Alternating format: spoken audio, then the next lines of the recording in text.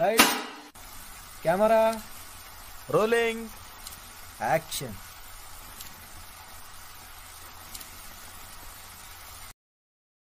বিভিন্ন ব্যস্ততার কারণে আজকের গল্পটি আমি পাঠ করতে পারছি না, তাই আজকে আপনাদের জন্য গল্প পাঠ করবে গল্পকথক প্রিয়ব্রত টিমের সদস্যরা।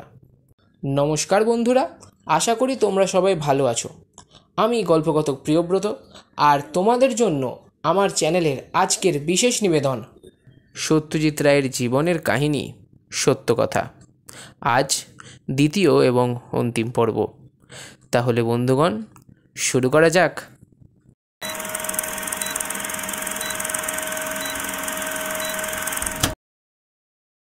শুরু হচ্ছে আজকের আমাদের প্রথম নিবেদন, চন্দ্রিল ভট্টাচার্যের লেখা কাহিনী সত্যজিতের ব্যাপার সহজপ্রাচ্য নয়।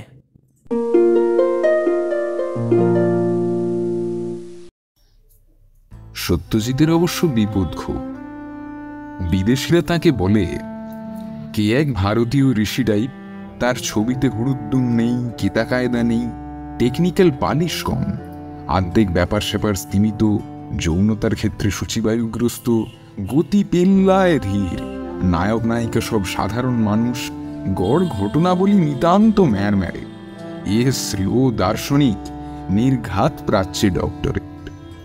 আর বাঙালিরা বলে, কি রে ভাই, কোথায় গেদ গেদে আবেগ ডাবেগ দিয়ে হাউমাউ করে একেবারে ডাবা ভর্তি কান্নার জোলাপ পরিবেশন করবে, যা বোঝাতে চায় তা দেগে দেগে 250 বার বলবে, পেছনে প্রাণপণ মিউজিক দেবে, হৃৎপিণ্ড উথলে একুল ওকুল দোকুল ভাসবে। তা না, সব চরিত্র কেমন চাপা চাপা, বাড়াবাড়ি ডিগনিফাইড আচরণ করে চলে। অপূর্ব দেখতে সব শটাশট কাট হচ্ছে, একটা মুহূর্ত বাড়তি দাঁড়ানো নেই। ভীষণ স্মার্ট চালচলন, মুচকি কৌতুক সারাক্ষণ তলে তলে বয়ে যাচ্ছে। 10টা কথার জায়গায় একটা কথা বলে, এ প্রাণী সাহেব না হয়ে যায় না। ফলে সত্যজিতের ছবিতে আলাদা করে প্রাচ্য ও পাশ্চাত্য খোঁজার চল খুব বেশি। বিদেশে তার বিরুদ্ধে অভিযোগ, ছবি বড্ড ভারতীয়, আর বাঙালির অভিযোগ বড্ড বিদেশিটাই, ভদ্রলোক বাংলা ভাষা ইংরেজি ছবি করি। বাঙালিদের ব্যাপারটা অবশ্য বোঝা সোজা, ব্যাকব্রাশ করে চুল আঁচড়াবে, অপূর্ব গমগমে গলায় চোস্ত ইংরেজিতে গড়গড়িয়ে কথা বলবে, বিদেশ থেকে সম্মান আসবে ফি বছর, সবসময় ফিটফাট ও সাংঘাতিক অভিজাত উপস্থিতি দেখে অন্য ক্যাবলাদের সমীহ চড়ক গাছ হয়ে যাবে। আবার শোনা যায় বাড়ি ফিরে লুঙ্গি গুটিয়ে মুড়ি লঙ্কা খাওয়ার বদলে ওয়েস্টার্ন ক্লাসিক্যাল শোনে, পিয়ানো বাজায়। এ লোক আবার বাঙালি কিসের? আঁতেলদেরও গোসা হয়ে গেল। প্রথম ছবি থেকেই পাগলের মতো সাফল্য। এ আবার কি, গাদা গাদা আন্তর্জাতিক পুরস্কার, অবিশ্বাস্য খ্যাতি, সর্বস্তরে স্বীকৃতি। কোথায় না খাওয়ার দীর্ঘ চিমড়ে ইতিহাস থাকবে, ক্যামেরার কাজ বা শব্দ জোড়ার কাজ হবে আলু থালু অন্যমনস্ক, প্রচুর ভুল ত্রুটি করে তাকে আবছা থিওরি দিয়ে ঢেকে দেওয়ার চেষ্টা চলবে। নেশায় বমিতে নিয়ম ভাঙা আচরণে গজিয়ে উঠবে নিরন্তর চেলার পিলপিলে মিথ। সব সময় মজুদ থাকবে অন্যেরা কিভাবে চক্রান্ত করে উঁচুতে উঠতে দিল না, এই নিয়ে তথ্য সমৃদ্ধ অভিযোগের বেশ কাঁদুনি। তা না, লোকটা কথাই বেশি বলে না, নিজের বিষয়েও বক্তৃতা দেওয়ার অভ্যেস নেই, উদলে উৎসাহ নেই, সর্বক্ষণ কাজ করে, পরিপাটি নিখুঁত কাজ, ধৈর্যশীল ও অসম্ভব মনোযোগী, একটা প্রবল শৃঙ্খলা আর আত্মনিয়ন্ত্রণ, জীবন আর কাজ জুড়ে ব্যাপ্ত। তাহলে কে? নিশ্চয়ই একটা না কৌশল, একটা প্রাইজ আকাঙ্ক্ষী। সিনেমায় আর ভাবনায় ধ্রুপদী, নিরীক্ষার সাহস নেই, রক্ত গরম নয়, ওই করে পাঁচিল ভাঙতে ঝাঁপিয়ে পড়তে পারে না। প্রকৃত জোরালো সৃষ্টি মানেই সেখানে দায়িত্ব জ্ঞানহীনতা, শৃঙ্খলা ভঙ্গ, প্রচণ্ডতা, উগ্রতা, ঝোড়ো দাপট। যেখানে এই লোকটা পিটপিট করে হোমওয়ার্ক কষে 10টা শট এঁকে সেটে যায়, আর ছ্যাঁচা কি পাতি 10টা শটই নেয় আর তারপর প্যাক আপ করে দেয়। এর মধ্যে লেলিহান শব্দর আবেগ কোথায়? স্রেফ ডিসিপ্লিনের দাস সাহেব কোথাকার। এজন্য সত্যজিৎ অবশ্য নিজেও কিছু কম দায়ী নন। আইজেনস্টাইনের সিনেমা দেখে তিনি বলবেন বাখের মিউজিকের মতো, পুদভকিনের ছবিকে তুলনা করবেন বেথোভেনের সঙ্গীতের মতো, চারুলতার একটা দৃশ্যকে বলবেন মোৎসার্টিও, কারণ এখানে 4খানা স্বর মিলে গড়ে তোলে এক বহুস্তরী টানাপোড়েন। চ্যাপলিনের ছবির রিভিউ করতে গিয়ে আনবেন ম্যাজিক ফ্লুটের প্রসঙ্গ, আর লোকে সাহেবি বলে গাল পারবে না। সত্যজিৎ নিজে বারবার বলেছেন যে তিনি হলিউড থেকে অনেক শিখেছেন এবং জন্মে কেউ শুনেছে একটা লোক সিনেমা হলের অন্ধকারে বসে আমেরিকান পরিচালকদের কাট করার প্রক্রিয়া বিষয়ে নোট নেয়? সে লোকটা অবশ্য উদয় শঙ্করের কল্পনাও বারবার দেখত এবং নিজের পছন্দের শটগুলোর ছবি তুলতে ক্যামেরা নিয়ে যেত হলিউড, কিন্তু তা আমাদের ভুলে যেতে কতক্ষণ। আমবাঙালি সত্যজিৎকে শ্রদ্ধা করে অসম্ভব, কারণ তিনি সাহেবদের কাছে সম্মান পেয়েছিলেন, কিন্তু তার কয়েকটা সিনেমা বাদে বাকিগুলোকে আদবে ভালোবাসে না। গুপি গাইন, বাঘা বাইন সকলেই 200 বার আহ্লাদে 88 হয়ে দেখেছে। সোনার কেল্লায় জটায়ু ঢোকামাত্র সবাই এখন উচ্ছ্বসিত চিৎকার করে ওঠে, যেন চ্যাপলিন পর্দায় আবির্ভূত হলেন। পথের পাঁচালী দেখে গলার কাছটা ব্যথা করে সববার। অপুর সংসার দেখে ভীষণ বিয়ে করতে ইচ্ছে হয়। নায়কে উত্তম কুমারকে হেব্বি লাগে। ব্যাস, এছাড়া মজামণ্ডিত মহাপুরুষের সমাপ্তির নাম তো করতেই হবে। তো কটা হলো? শেষ দুটো ছোট ছবিকে যদি আদাত করেও ধরি 6টা। লম্বা লোক পূর্ণ দৈর্ঘ্যের কাহিনী ছবি করেছেন 28টা। গৃহপালিত ভিড় পেরিয়ে সত্যজিতের মাইল মাইল দূরত্ব অবশ্য প্রথম ছবি থেকেই জলজল করছে, কারণ ওই ফিল্মেই ভারতীয় সিনেমা শিল্পের তাবৎ নড়া ধরে নেড়ে বেড়াবেড়িকে তছনছিয়ে দিয়েছিলেন। কিন্তু সে বড় স্নিগ্ধ তছনছ, লোকে কেঁদে আকুল হয়েছিল এবং ওই জন্যই অত সাংঘাতিক স্বাতন্ত্র সত্ত্বেও ছবিটাকে গ্রহণ করেছিল। তার পরের ছবিতেই সাফল্য ফর্মুলা পুনর্নবীকরণ তো দূরস্থান, স্টাইল একেবারে বদলে ফেলে একটা নিষ্ঠুর ও ভীষণ সত্যি আখ্যান বললেন। অনেকটা দূরে দাঁড়িয়ে মা কষ্ট পায়, ছেলে তত কেয়ার করে না। মা ছুটিতে যেতে লিখলে 2 টাকা পাঠিয়ে ম্যানেজ করে দেওয়ার কথা বলে, আর পরিচালক কোনো দাঁড়িপাল্লা ও বাটখারা ছাড়াই ছবিটা দেখান। এতটুকু ভ্যালু জাজমেন্ট দেন না, দুজনের প্রতি সমান দরদ রাখেন, কিন্তু ও যে তোর মারে পাগলা মর্মে কোনো যাত্রাপালাই রচেন না। তার সানাইও বেজে ওঠে না। উন্দাবদগ্ধ ছেলের কোলে টেনে টেনে ডায়লগ বলতে বলতে মা মারাও যান না। ছেলে মায়ের অসুখের খবর পেয়ে ভীষণ উদ্বিগ্ন পেয়ে আসে, মা নেই বুঝে একটু কাঁদেও, কিন্তু তারপর আবার বেশ শক্ত পায়েই পোঁটলা গুছিয়ে বেরিয়ে যায়। শেষ দৃশ্যে গমগমে বজ্রগর্ভ মেঘের ডাক শোনা যায়। ব্যাস, এই একটা মা ছেলের গল্প হলো। বাঙালি জোরসে বিশ্বাস করে শিল্প দুরকম, এক হৃদয় দিয়ে তৈরি, 2 মস্তিষ্ক দিয়ে তৈরি। সে মনে করে প্রথমটাই শিল্প, দ্বিতীয়টা ভান। প্রথমটায় বাঁধ ভাঙা আবেগের ভাগ বেশি, দ্বিতীয়টায় যুক্তির বিশ্লেষণে। প্রথমটা বুক দিয়ে পড়বে, তোড়ে ভেসে যাবে, অত শত জানি না, ব্যাস ভালোবাসি বলে আষ্টে পৃষ্ঠে চরিত্রের পক্ষ অবলম্বন করবে। দর্শক, পাঠক, শ্রোতার কলজে উল্লাসে আর বিষাদে ফুঁড়ে দেবে। দ্বিতীয় রকমটা কিন্তু হাত দুটো বুকের কাছে ভাঁজ করে তীক্ষ্ণ দৃষ্টিতে সমস্তটা জরিপ করে নেবে। তার কাছে বাদ যাবে না তোমার লাবণ্য বা তোমার পায়ের কড়া, পাতার সজল সবুজ এবং অন্ধকার দগদগে শিরা বের করা ভিড়, এমনকি অসহায় ভেঁসা আর্তনাদের হাস্যকরতাও। ইতিহাসের ছাত্র দালাল হয়ে গেলে বৌদি বলবে দাদাকে জিজ্ঞাসা করলেই জানা যাবে দালালের সুন্দর সংস্কৃত প্রতিশব্দ। আর মধ্যবিত্ত পুরুষ সারাক্ষণ একটা মহিলার সান্নিধ্য চাওয়ার পর নারী নিজে যখন বুকে টেনে নেবে তার হাত, পুরুষ ভীতু ঠোঁট চেটা ছাড়া আর কিছুই করতে পারবে না, এবং ঘড়ির কাঁটা টিকটিক করে টিটকিরি দিয়ে যাবে তার মোড়ধীন দুরুদুরুকে। প্রথম শিল্পধরনটা যে ডুবতে রাজি আছি ঘোষণা করে ঝাঁপ খায় হচ্ছে বাংলা বা টানাটানি করলে ভারতীয়, আর দ্বিতীয়টা যে সব এক ঝোঁকামি বর্জন করে ক্ষতি আর তীব্র নেড়েচেড়ে কানকো তুলে দেখে নেয় জীবন, তাই হলো পাশ্চাত্য। দুরকম ধাঁচেই মহৎ শিল্প রচিত হতে পারে, বাঙালি কথা মানে না। সে সার্টিফিকেট দেয় শুধু প্রথমটাকে, আর অন্য সব কিছুকেই সে বলে ধুস, এইখানটায় তো এসে লাগছে না বলে নিজের বুকের মধ্যেখানটায় তর্জনী দিয়ে দেখায়। এখানেই বাঙালির ভণ্ডামি।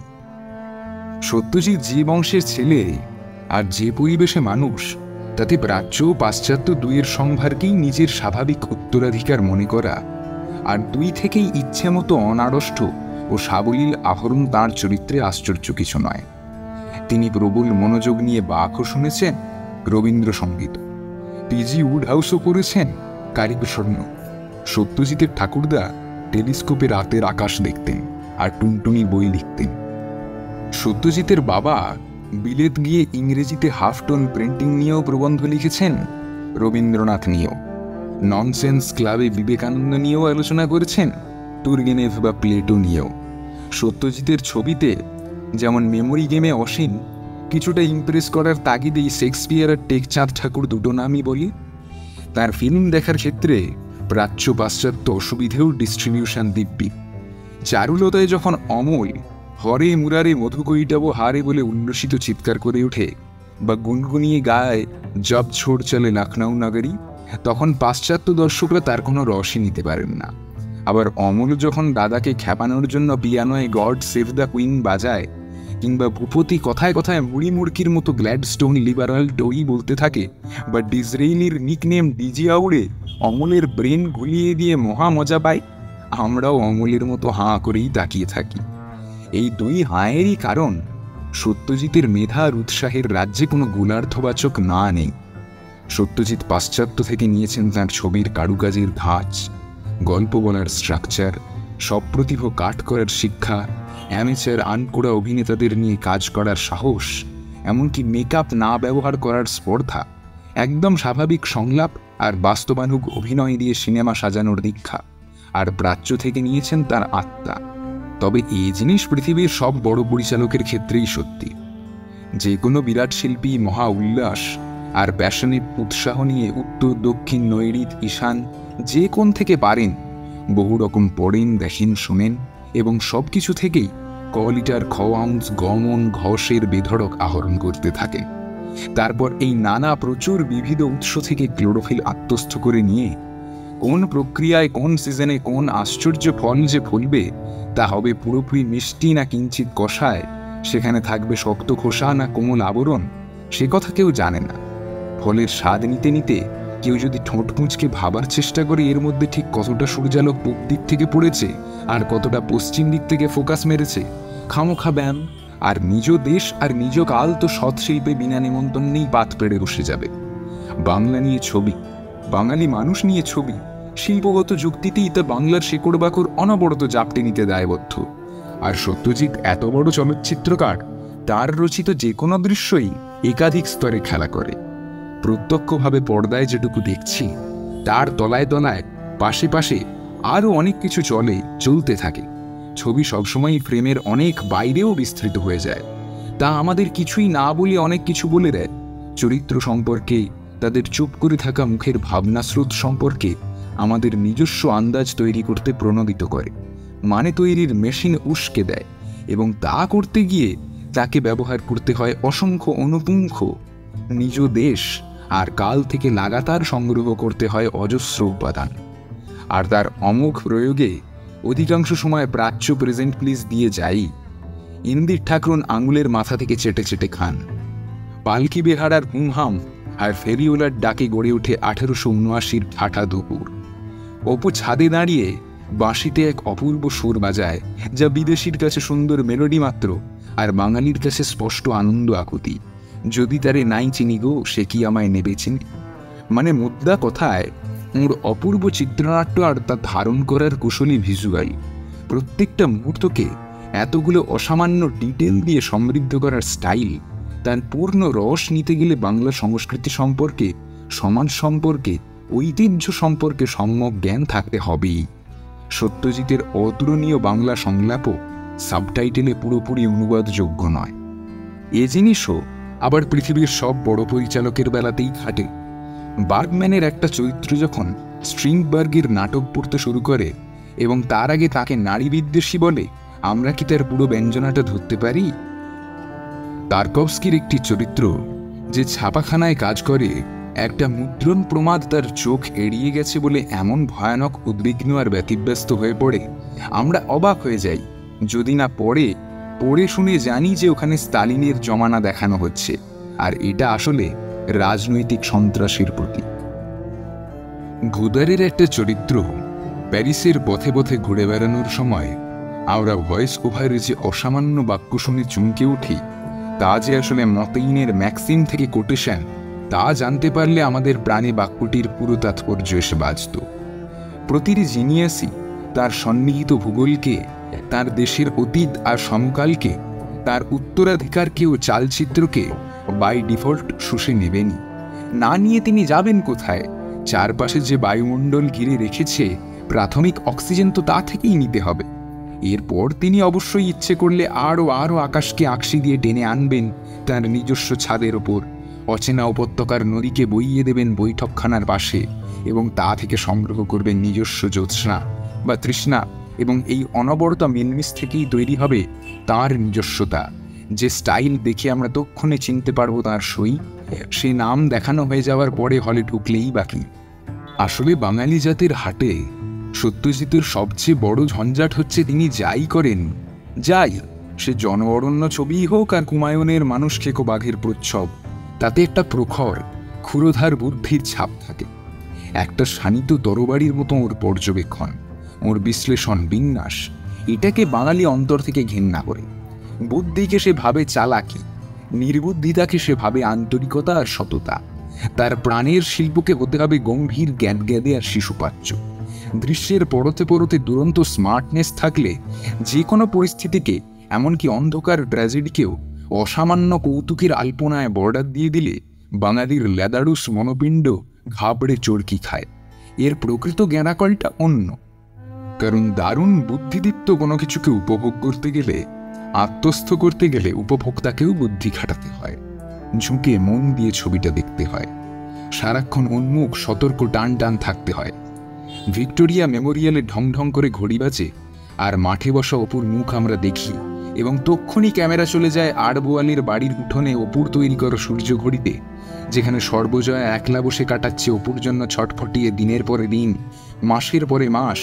এ তো শুধু সর্বজয়ার সিন শুরু করার তরিকা নয়, এর মধ্যে অপুর অপরাধ বোধ লাইনের পর লাইন লিখিত আছে। অপুর যৌবনের হই হই দ্রুত সময় আর প্রৌঢ়া সর্বজয়ার কিছুতেই না কাটতে চাওয়া সময়ের আখ্যানও। কিন্তু দর্শককে সে লেখা আবিষ্কার করতে হবে, পরিচালক কিচ্ছুটি বাতলে দেবেন না, এইটা ভারী অস্বস্তির ব্যাপার। সেই আমাকেই যদি খেটে খুঁটে জিনিসটা দেখতে হয়, বুঝতে হয়, ব্রেনে চঞ্চন করে এনার্জি চালাতে হয়, তুমি আছো কি করতে বাবা? তুমি পর্দায় সিনেমা দেখাবে আর আমি অঙ্কের ছাত্রের মতো শিরদাঁড়া সোজা করে এই ফসকে গেল ভয়ে বগলে করে নোট নেব? তুমি আমায় নিজ গরজে গিলিয়ে দেবে না, গোল্লা পাকিয়ে নাড়ু সাজিয়ে থালায় রেখে থরে থরে? শহর থেকে গায়ে আসা পোস্টমাস্টার প্রথম কাজ বুঝে নিয়ে আস্তে আস্তে সন্তর্পণে খামগুলোয় ছাপ মারছে চমৎকার। তারপর যেই না সে অসম্ভব দ্রুত দড় দক্ষতায় ফটাফট ছাপ মারছে, যা ছিল আনকোড়া কাজ তা আজ তার অনায়াস সহজ অভ্যেসে দাঁড়িয়ে গেছে, এই সূত্র ধরে আমি বুঝে নেব সময় কেটে গেছে বেশ কিছুদিন। কেন? ক্যালেন্ডারের পাতা উড়ে উড়ে যাচ্ছে, দেখাতে পারলে না? সর্বজয়াকে মণিবাণী বললেন, তুমি আমাদের সাথে দেওয়ানপুর যাবে তো? সর্বজয়া মাথা নেড়ে বলল, আচ্ছা, ভালো কথা। হঠাৎ সিঁড়ি দিয়ে নামতে নামতে সর্বজয়া দেখল অপু হুঁকোর ডাবায় ফুঁ দিতে দিতে যাচ্ছে, আর তার ধাপে ধাপে নামার গতি ধীর হয়ে এলো। অমনি কোত্থেকে ট্রেনের হুইসেল, ও মা, চট করে দৃশ্য বদলে এরা ট্রেনে চড়ে ফিরে যাচ্ছে গ্রামে। আরে দাঁড়াও দাঁড়াও দাঁড়াও, ভালো করে বলবে তো ভাই, কি হলো? মত কি করে উল্টে গেল? কখন মা বুঝতে পারলো যে এরা নিরাপত্তা দেবে কিন্তু ছেলেকে চাকর বানিয়ে দেবে? তারপর বেশ কাঁটা দেওয়া সব ডায়লগ হবে যে আমি না খেয়ে মরবো, তবু তোকে গোলাম হতে দেব না। তা না, অমন হুড় হুড় করে সব সরিয়ে নিলে তাল রাখতে পারি?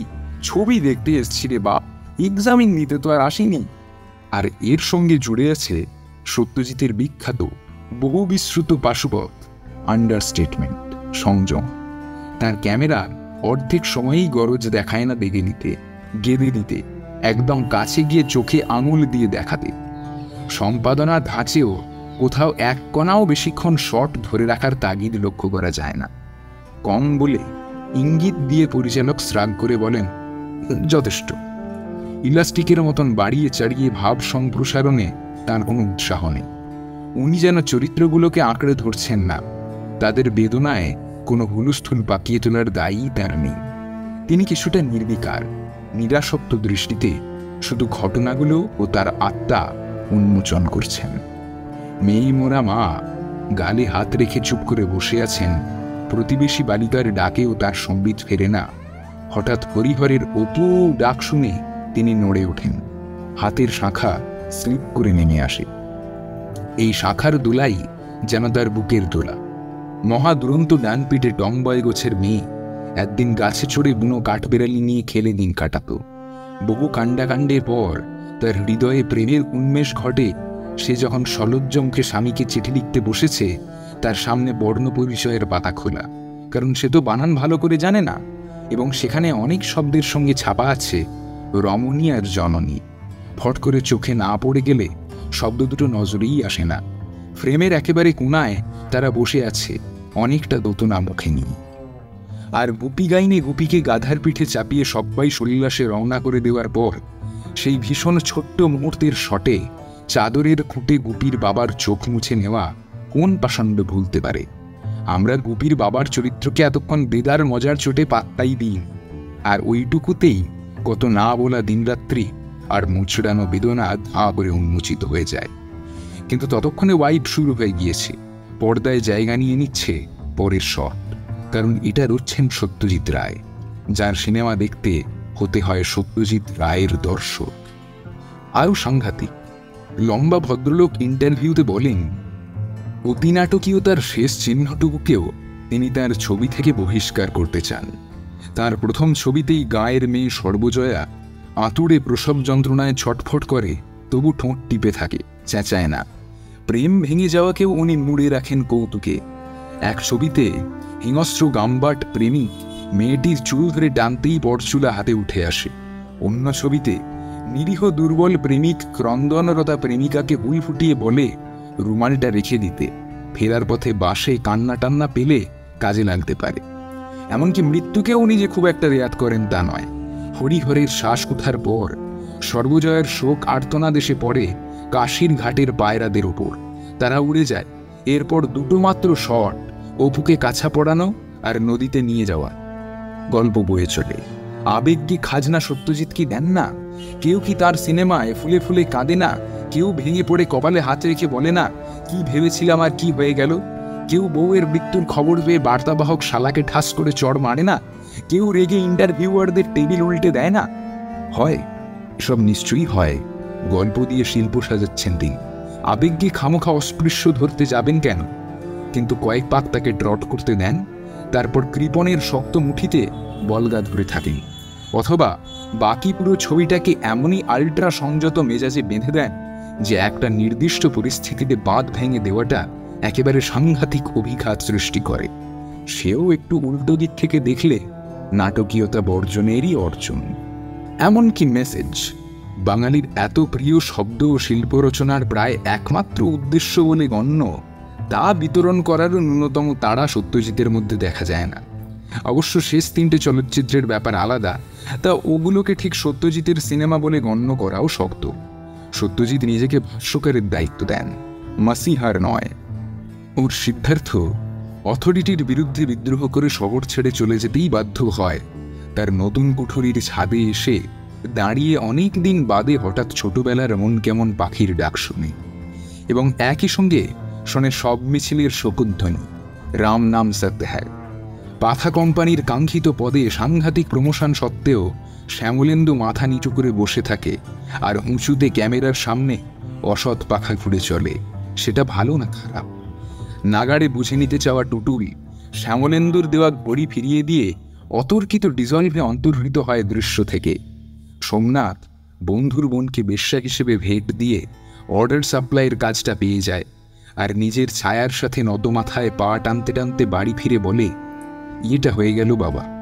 আর বৃদ্ধ বাবা, যিনি বারবার এই সময়ের উদ্ভট নীতিহীনতাকে, বিকৃত প্রবণতাকে প্রশ্ন করে চলেন সারা ছবি জুড়ে, এবার নিশ্চিন্ত হেসে বলেন, যাক একদিনে তাহলে।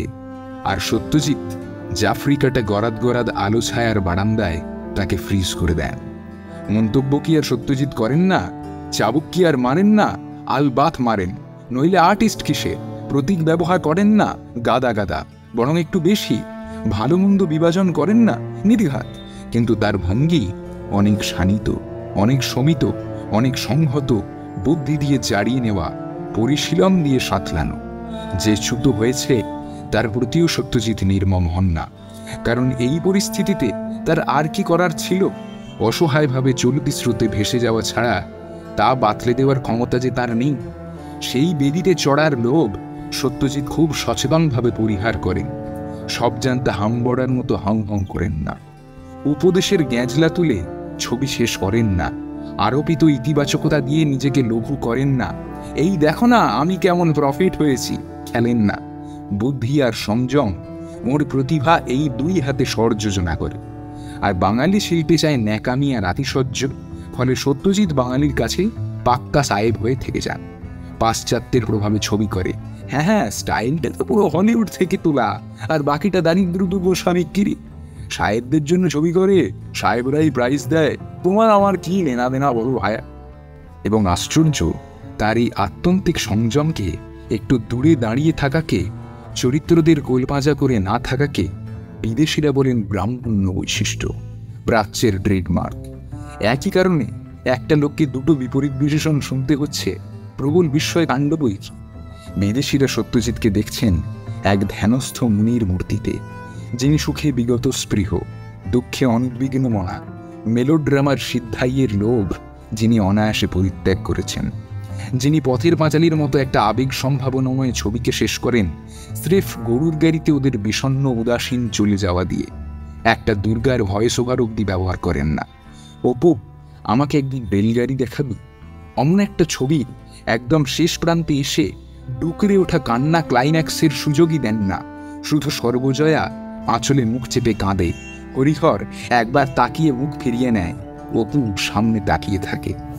চারুলতার শেষ দৃশ্যে ভূপতি যখন ফিরে আসছে, আমরা একটা ঝড়ের জন্য তৈরি থাকি। একটা ঝড় একটু আগে উঠেছে, কাঁচও ভেঙেছে, ঠিক যেমন ভেঙেছিল অমূল ছবিতে প্রথম আবির্ভূত হওয়ার সময়।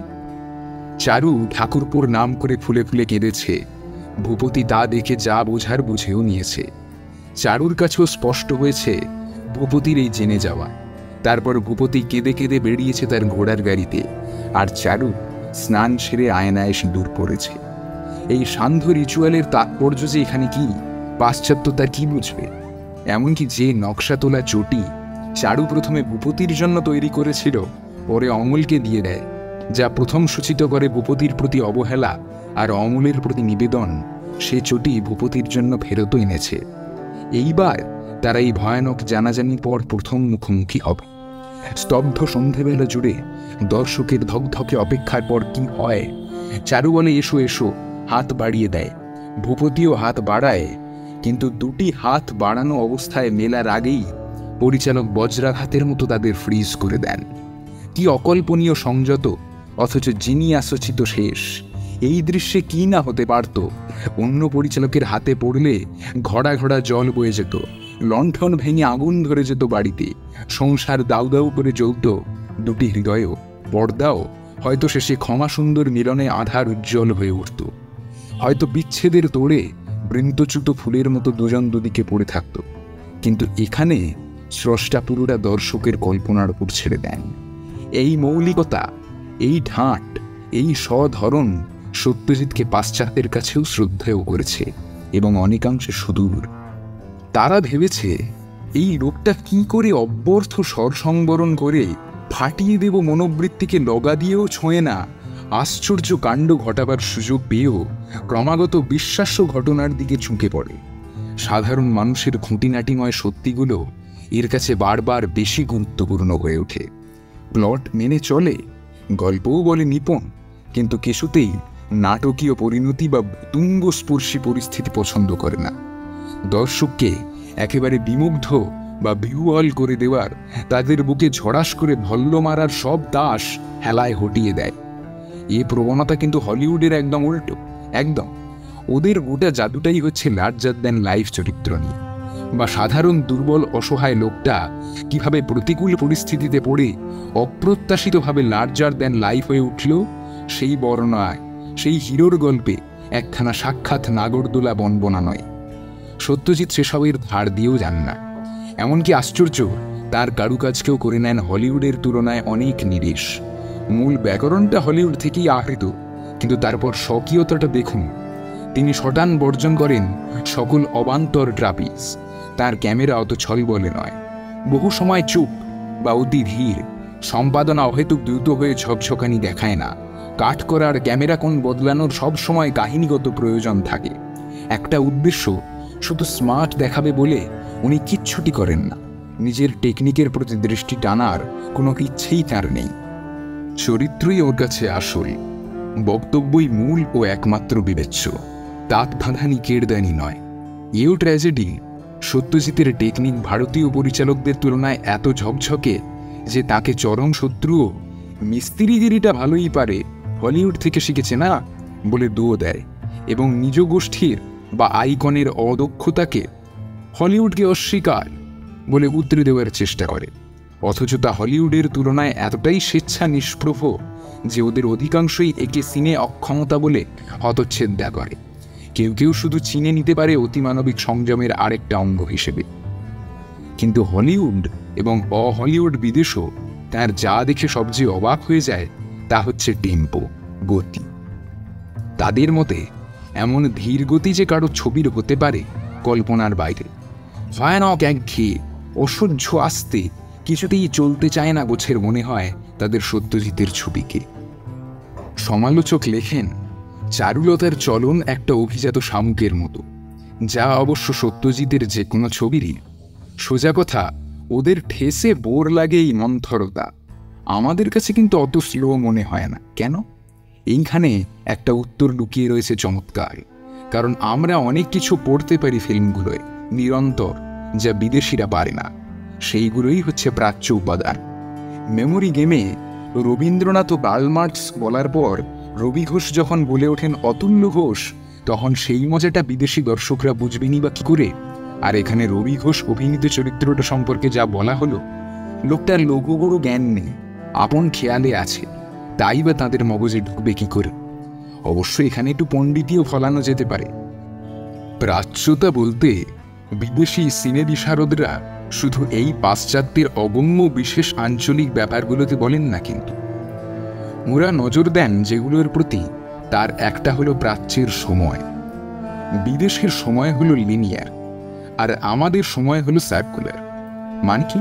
মানে নেই, এমনি গাল ভরা কথা, কিন্তু আমরা প্রবল গাইয়া উদ্ধতভাবে আসুন নিজেদের মতো একটা মানে আরোপ করার চেষ্টা করি। পাশ্চাত্যের সময় একরৈখিক, তা অতীত থেকে ভবিষ্যতে বয়ে চলে, সবসময় একটা পরিণামের দিকে। কারণ ভোগবাদী কাজ আঁকড়া সমাজ ক্রমাগত সময়কে হিসেব করে চলেছে নিজের চেষ্টার সাফল্য বা ব্যর্থতা দিয়ে। পাশ্চাত্যে সকাল হলো মানে, ওরে বাপ, আরও একটা সকাল চলে এলো, আজকের দিনটাকে ঠিকঠাক খাটিয়ে নিতে না পারলে, উসুল করে নিতে না পারলে ফাঁকে পড়ে যাব। আর এই 1 ঘন্টায় এই জিনিসটা অ্যাচিভ না করতে পারলে সে নিজেকে ভালোবাসতে পারবে না। মানুষের বরাদ্দ সময়টা শুরু হয়ে গিয়েছে, ইউর টাইম স্টার্টস নাও, আর তা দ্রুত শেষ অঙ্কের দিকে চলেছে, হুড় হুড় করে কলের জলের মতো ফুরিয়ে আসছে। এছাড়া সময় সম্পর্কে অন্য ধারণা নেই। আর প্রাচ্যের অত তাড়া পড়ে যায়, তারা সময়কে সুদে আসলে ভোগ করে নেওয়ার দায় নেই। তার কাছে সময় একটা প্রতিদ্বন্দ্বী নয়, একজন বন্ধু যে সঙ্গে আছে। সময়ের টুটি চিপে যথাসম্ভব বস্তুগত সাফল্য আদায় করে নেওয়ার কোনো ভুলিয়া সে নিজের পেছনে লেলিয়ে দেয়নি। তার আত্মার মধ্যেই ওইভাবে জীবনের সার্থকতা হিসেব করার প্রতি একটা প্রবল প্রত্যাখ্যান আছে। ফলে এখানে একটা সকাল অন্য অন্য সকালের মতোই আরও একটা সকাল, লিমিটেড বরাদ্দ জিনিসের পরবর্তী কিস্তি নয়। এখানে সব জিনিস, সব ঘটনা প্রবাহ হই হই করে লাভ বা ক্ষতির পরিণামের দিকে ছুটছে না, বরং প্রাচ্য নিজ মনে চুপ করে বসে আছে সময়ের একটা গলছে মন্থর প্রবাহের ভেতর, যেখানে এ ওর গা চাটতে থাকা ঢেউয়ের মতো গত এখন আগামী প্রায়ই এগিয়ে পিছিয়ে জায়গা বদল করছে। যেখানে 1000 বছর ধরে একটাই কুবো পাখি ডেকে ডেকে শুনশান মধ্যাহ্নের বুক চিরে দিচ্ছে, হেথা একই বটগাছের তলায় অতীত বর্তমান ভবিষ্যৎ 3 বুড়োই হাঁটুতে মাথা রেখে ঝিমোয় আর একই গল্প আবার আরম্ভ করে। তাই প্রাচ্যের সময় অনেক অলস, ভাবুক, শাঁখ দেখা সন্ধ্যের মতো বৃত্তাকারে ঘুরে ঘুরে সে নিজের সাথে নিজেই কথা কয়। পাশ্চাত্যের মতো যুক্তিবাদ আর ভোগবাদ মিলিয়ে এক রেখো সময়ের যাত্রায় প্রত্যয় তাই প্রাচ্য মানুষের নয়, বরঞ্চ অনেকটা জাদু বিশ্বাস আর নীরব পর্যবেক্ষণ তাকে শিখিয়েছে নিজের ল্যাজ গিলতে থাকা সাপের মতোই সময় প্রায়ই উগরে দেয় ফেলে আসা বেলা, ফিরিয়ে দেয় পরিত্যক্ত কুঠুরি, আর কখনো কখনো আগ বাড়িয়ে দেখিয়ে দেয় যা এখনো আসেনি তাকে। প্রাচ্যের সিনেমার মধ্যেও সেই নির্যাসটাই থাকে, তাড়াতাড়ি করে ঘন্টার মধ্যে লোককে পদে পদে সমূলে চমকে দেওয়ার এবং হাত কষলে একটু একঘেয়ে লাগেন তো, আপনাকে গোটা সময়টা নিরবচ্ছিন্ন আনন্দ দিয়ে উপযোগিতায় কোনো ফাঁক রাখেন তো, একটু হাসি হাসার কোনো কন্যাদায় তাকে গ্রাস করেন। সে চরিত্রদের ছোট ছোট কাজকে, সন্ধেবেলায় ঠাকুরকে ধূপ দেখানোর, চুপ করে নিজের বুকে স্টেথোস্কোপ দিয়ে শুয়ে থাকাকেও প্রবল মর্যাদা দেয়। প্রতিটা শট দহন করে অ্যাকশনে ঝাঁপিয়ে পড়ার তাড়নাটাই সে বোঝে না। নিস্তরঙ্গ পুকুরের ওপর একটা গোটা ঝাঁঝাঁ রোদ্দুর প্রবাহিত হচ্ছে, তার কোমল সৌন্দর্য ও আনন্দ স্রোত তাকে অধিক সম্মোহিত করে। জলফড়িংয়ের নাচকে তাই ন্যারেটিভে অপ্রাসঙ্গিক গল্প ছুট হিসেবে সে দেখে না।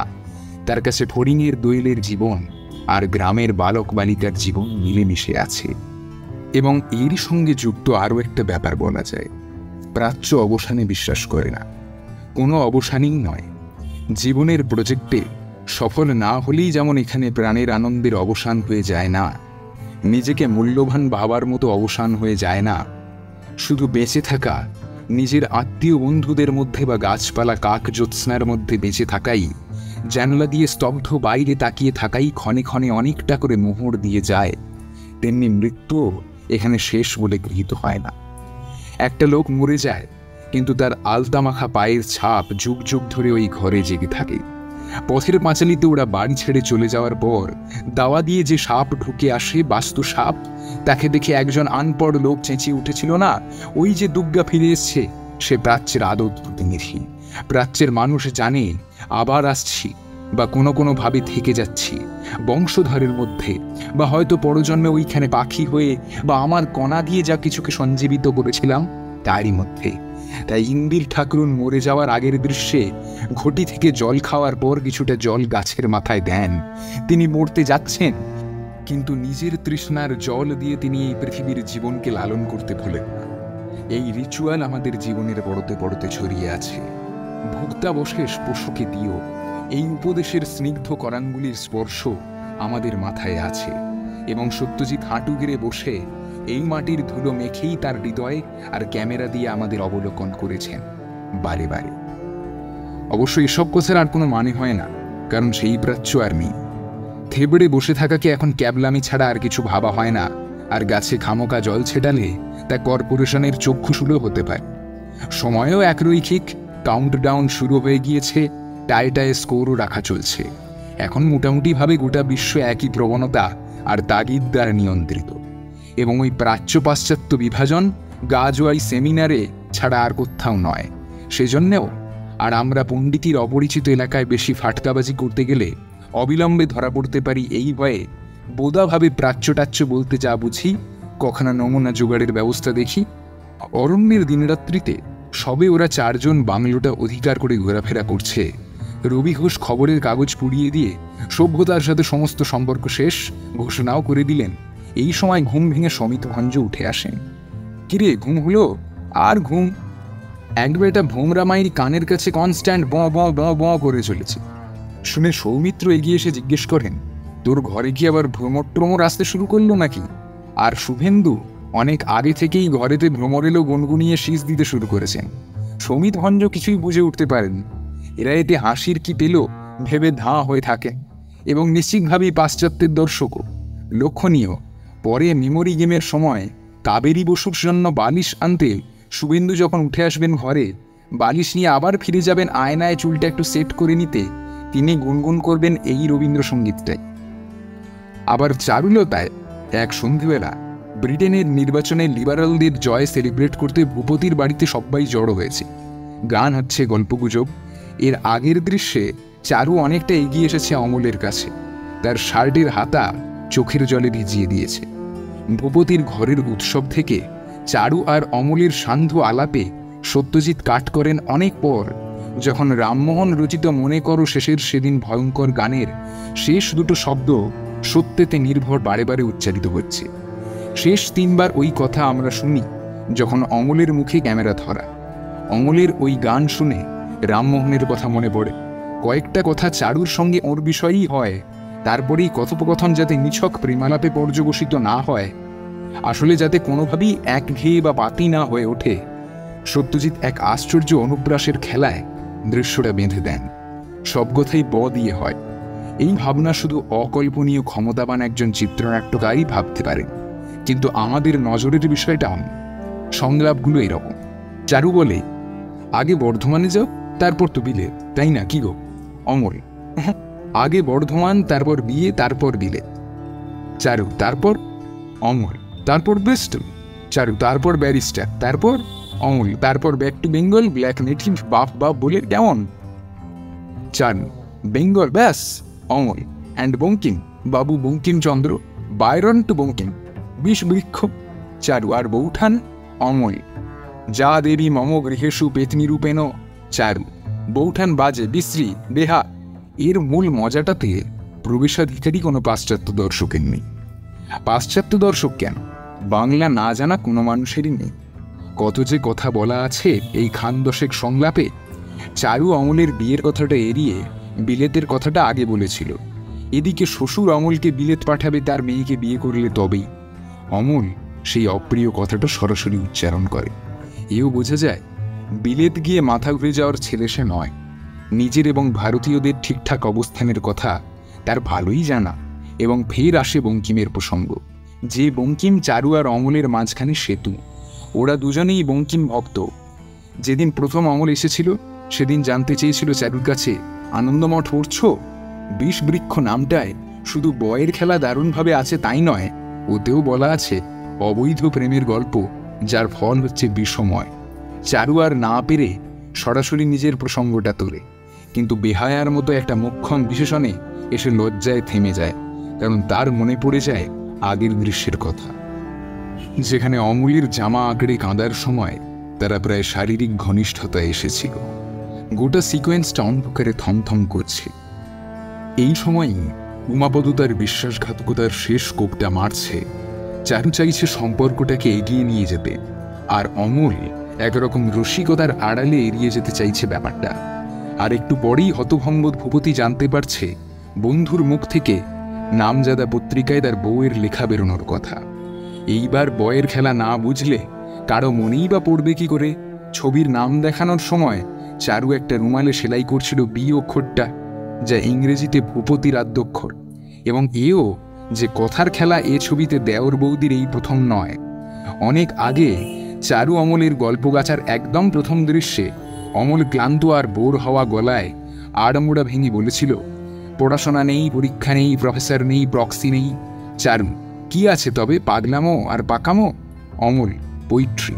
এই আসলে দাদার আদেশে বৌঠানকে সাহিত্যে উদ্বুদ্ধ করারই ভূমিকা, যা থেকে সাংঘাতিক আকর্ষণ পরে উপজাত হবে। এই খেলার সময় ঘরময় ছিল রোদ্দুর, আর এখন অন্ধকার ঘনিয়ে এসেছে। চারুলতার বঙ্কিমকে জুড়ে দেওয়ার রকম নিয়েও নিবন্ধ লেখা যায় বই কি। চারু প্রথমে একলা ঘুরতে ঘুরতে গান গায়, বঙ্কিম বঙ্কিম। অমল এসেই বলে, আনন্দমঠ পড়েছ বৌঠান? চারু পরে বলে তার মন্মথ দত্তর লেখা ভালো লাগে না, বঙ্কিমবাবুর লেখা ভালো লাগে। ভূপতি অমলকে ব্যঙ্গের সুরে বলে তার এক বন্ধু বঙ্কিমের নভেল পড়ে 3 রাত ঘুমোতে পারে। এদিকে 7 ঘন্টা ঘুম তো মানুষের বরাদ্দ। অমল দাদার না বিয়ে ও বিলেত যাত্রার প্রস্তাব প্রথমটায় প্রত্যাখ্যান করে স্রেফ মেডিটেরেনিয়ান ওই শব্দ ঝঙ্কারের চেয়ে সুজলাং সুফলাং মলয়জ শীতলাংয়ের মূর্ছনাকে প্রাধান্য দেয়। যে লোক বঙ্কিম বিষয়ে কিছু জানেন না, বঙ্কিম যে এই ছবিতে দেখানো সময়ে তার খ্যাতির মধ্য গগনে, এ বিষয়েও কোনো ধারণা রাখেন না, তিনি এইসব সংলাপের কি মাথামুন্ডু বুঝবেন? কি করেই বা বুঝবেন ভূপতির কাগজের স্লোগান ট্রুথ সার্ভাইভস আর ওই সত্যতে নির্ভর কোনখানে এসে মিলেছে? এবং তাই কিভাবে উমাপদর বিশ্বাসঘাতকতা ও অমলের সম্ভাব্য বিশ্বাসঘাতকতার সমীকরণ ওই দৃশ্য থেকে গড়ে তোলা হচ্ছে। ছবিতে ছবিতে অসংখ্য গুনগুনে গানের টুকরো, নৌকোয় আর কত দূরে নিয়ে যাবে মোরে হে সুন্দরী, বলো কোন পারে ভিড়িবে তোমার সোনার তরী, আবৃত্তি আর তুমি হাসো শুধু মধুর হাসিনি বলার পর বুড়ো মাঝির অপূর্ব হাসি, আপনার কি শাস্তি হবে জানেন তো? 3 দিনের জেল আর 7 দিনের ফাঁসি। কিংবা বুক পেট কোমরের মাপ সবই 26 শুনে আপনি কি শুয়োর নাকি মশাই? ঘোষের সংলাপে বাংলা সাহিত্যকর্মের রেফারেন্স, গিরিশ ঘোষের প্রসার গেল এই অভিনেতার জুড়ি নেই বলে একই সাথে পিরিয়ডটাকে ফুটিয়ে তোলা ও বাংলার সাংস্কৃতিক ছবির কিছুটা উন্মোচন, বয়ে কাঠি ঘয়ে কাঠি ঢোলে চাটি, এই অত্যাশ্চর্য বাংলা বাক্যে বাঘার আত্মপরিচয় দান, যা পৃথিবীর আর কোনো ভাষায় অনুবাদ সম্ভাবনাহীন। সোমনাথের নারী ভেট খোঁজার শেষ ভরসা, দালালের দুষ্ট রাবণ দ্বারা সীতাহরণের কাব্য পড়তে পড়তে উঠে আসা, এসব লাখখানিক ব্যাপার আর বললাম না। সকলেই জানেন তোমার চোখে কি আছে বলো তো? মেয়েটি আলোকিত মুখে বলে, কাজল। তার পূর্ণতা ও নির্বাপনের কারণটির নামও হবে কাজল। এ জিনিস যে আমরা মাতৃভাষায় পেয়েছি, মাস্কারা সাবটাইটেল দেখে ফিরে আসতে হয়নি, এ বড় ভাগ্য। 5 বছরে বাবার টিকিটিও দেখা যায় না শুনে বাবার বুঝি টিকি থাকে? ডায়লগ এ গ্রহে আর কে লিখতে পারতেন? কিন্তু না, এর জন্যেও, তবে শুধু এর জন্যই নয়, যে কারণে বিশ্বের সেরা পরিচালকদের সঙ্গে এক সিংহাসনে গ্যাঁট হয়ে বসা যায়, তার জাত আলাদা।